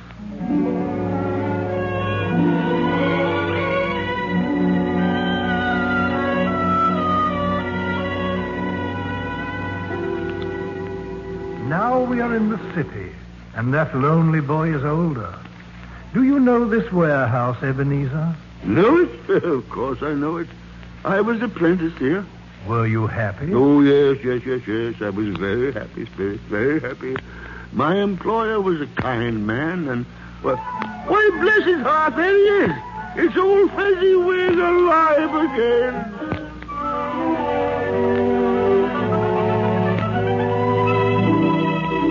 Yo ho, lads! No more work tonight. Christmas Eve, Christmas, Ebenezer. We're having a party tonight. A party, Mr. Fezziwig? Oh, who's invited? The butcher, the baker, the milkman, the cook. Ho! Here's the fiddler already. Clear away, lads, clear away.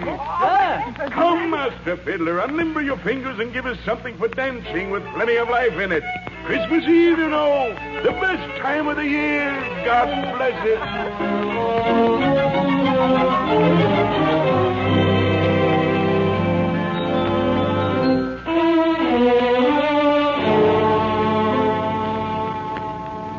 A very simple and foolish man, old Fezziwig, with no head at all for business, Ebenezer Scrooge. Nonsense, Spirit. Why, he was one of the greatest men alive. Indeed? I only wish... Yes? Oh, nothing. I was just thinking of my own clerk, Bob Cratchit, that's all. Strange. But my time grows short, and there is one more place we must visit. Come.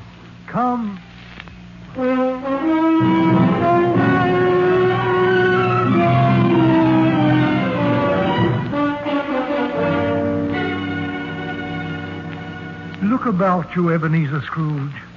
That man and woman so busy wrapping up Christmas gifts for children. Do you know them?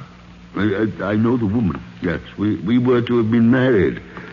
But she felt we weren't suited to each other. Didn't she release you from your promise because another idol had displaced her? A golden idol? Yes, she said something like that. Yes. Great pity. Listen, they speak.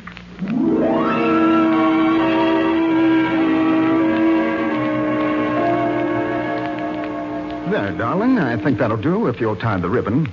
Oh, by the way, I saw an old friend of yours this afternoon, although he didn't see me. Who was it? Can't you guess? Was it Mr. Scrooge? Mr. Scrooge it was. I passed his office window and I could see him inside. Poor Ebenezer. His partner lies at the point of death, I hear. And there Scrooge sat alone, quite alone in the whole world, I do believe. He's a very rich man, but he has so little. No friends, no children, no one to love him at Christmas time. He must be so unhappy. And I feel very sorry for him.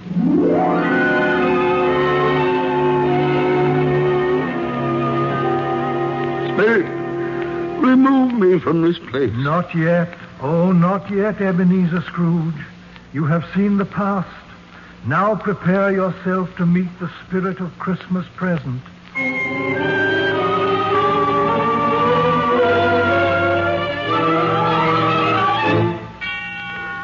Spirit, where are you? Don't leave me alone. Be not afraid, Ebenezer Scrooge. Behold in me the spirit of Christmas present. The place is strange. Where are we?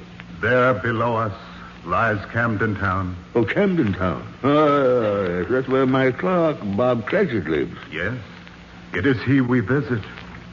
See, there below us is the street and house we seek. Not a pretty setting, is it? Well, no. It isn't exactly palatial. But it probably serves its purpose. After all, he's only a clerk, you know. Ah, yes. And with so many mouths to feed, it's doubtless the best he can afford. Come, we will go in.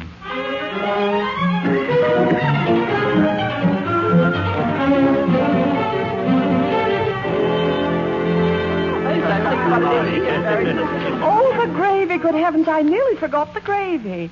Here, Belinda, you watch the applesauce. Yes, Mother. Martha, you dust off the hot plate. I will. And Joseph and Thomas can start setting the chairs at the table. Yes, Mother. Yes, Mother. I don't see what's keeping your father and Tiny Tim. Well, perhaps the church service was extra long. 10 minutes more and the goose will fall apart. And the pudding will be overdone. Oh, no. Here they come now. They're just turning the corner. Tiny Tim's riding on Father's shoulder. Oh, thank heavens. Open the door, Father, Belinda. Yes, Mother. Giddy up, Dolphin. Oh, pause now. This is a wild horse with a black mane. He gallops and prances and runs like the wind. Hi-ho. Merry Christmas, everybody. Merry Christmas. Merry Christmas, everybody. Hi-ho. Down you come. There. Joseph, Thomas, take him off and get those hands clean for dinner. Come on, Tiny Tim. Just wait till you see what's in the oven. There never was such a bird. Now, don't waste any time. Everything's ready. How did he behave in church, Bob? Oh, as good as gold and better. You know, somehow he gets thoughtful sitting by himself so much. Thinks of the strangest things you ever heard. I know. He told me coming home that he hoped that people saw him in church because he was a cripple. And it might be pleasant for them to remember upon Christmas Day who made lame beggars walk and blind men see. Poor boy. Poor boy.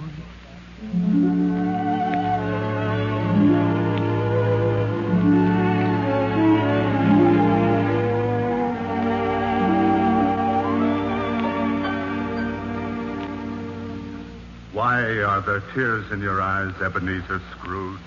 Well, Cratchit never told me the boy was lame. He has worn that iron brace and carried that little crutch ever since he can remember. Quiet.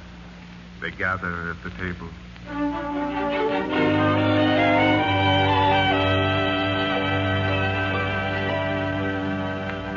A toast. A toast to the founder of the feast. I give you Mr. Scrooge. The founder of the feast, indeed. I wish I had him here. I'd give him a piece of my mind to feast upon. My dear, Christmas Day. Well, I'll drink his health for your sake and the day's, not for his. And a Merry Christmas to us all, my dears. God bless us. God bless us. And what do you say, Tiny Tim? God bless us, everyone.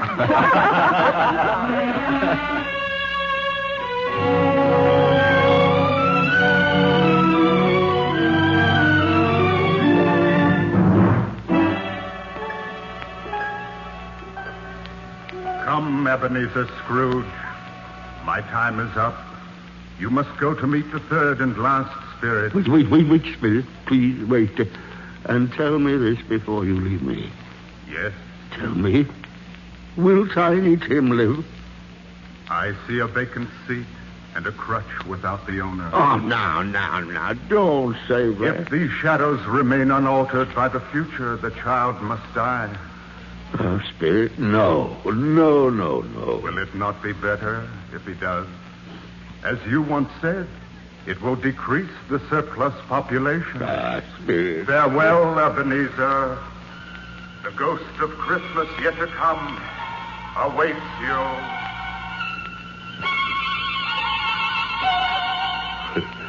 Where am I?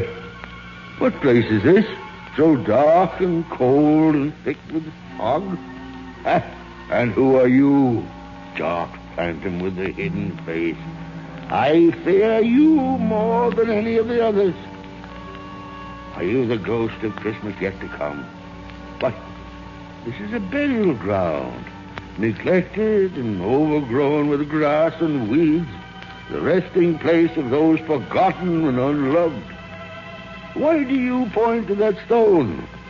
What name is written there that I must read? The letters are too dim and the fog's too heavy. Tell me, Spirit, who rests in this lonely, untended earth? You are that man, Ebenezer Scrooge? No, Spirit. No. You are that man. Spirit, hear me. I'm not the man I was. I'll not be the man I must have been but for this night. I will honor Christmas in my heart and try to keep it all the year. Hear me, Spirit. Hear me and tell me I may sponge away the writing on that terrible stone.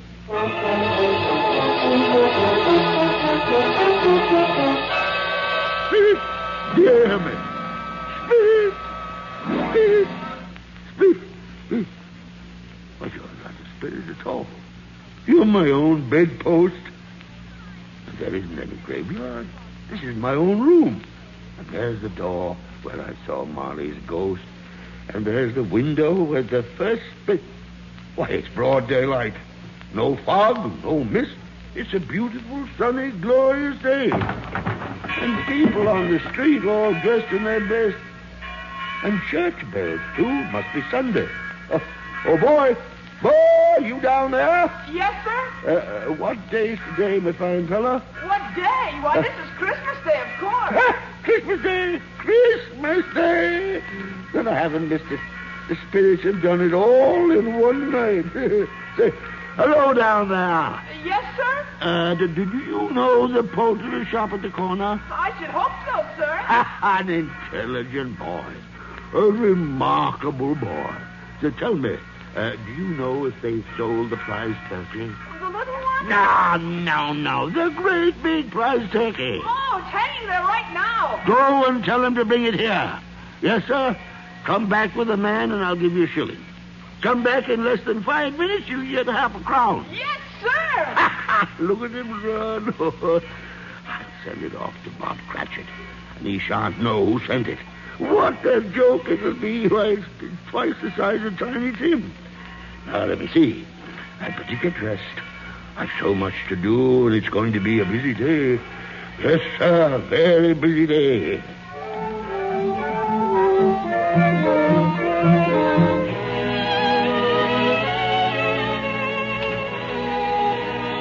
And it was a busy day. Ebenezer Scrooge was out observing Merry Christmas in the merriest way.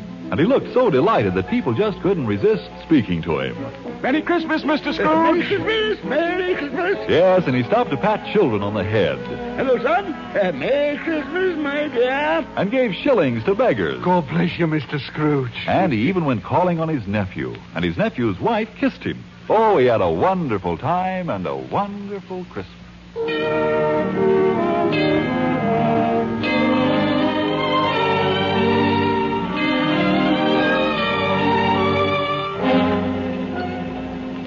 The morning after Christmas, he was early at the office. Scrooge wanted to be there first, and he wanted to catch Bob Cratchit coming in late. Well, Mr. Cratchit, so you finally got here, did you? Look at that clock. What do you mean by coming here this time of day? Why, I'm very sorry, Mr. Scrooge. It won't happen again, sir. Indeed it shan't. Indeed it shan't. Step over here to my desk, if you please. It's only once a year, sir. A poor sort of excuse, Mr. Cratchit. And I'm not going to stand for this sort of thing any longer. And therefore, I'm about to raise your salary. What was that, sir? A Merry Christmas, Bob. A Merry Christmas than I've given you for many a year. I'll raise your salary and endeavor to assist your struggling family. Now make up both fires and buy a larger coal scuttle before you dot another I, Bob Cratchit.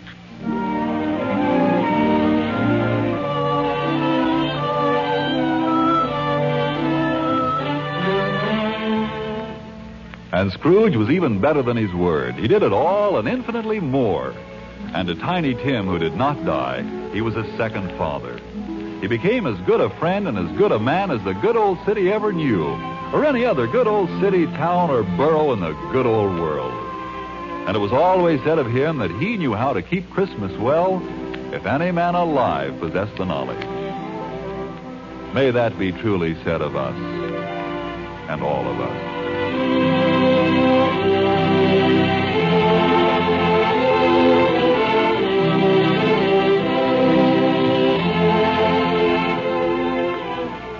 And so, as Tiny Tim observed, God bless us, everyone.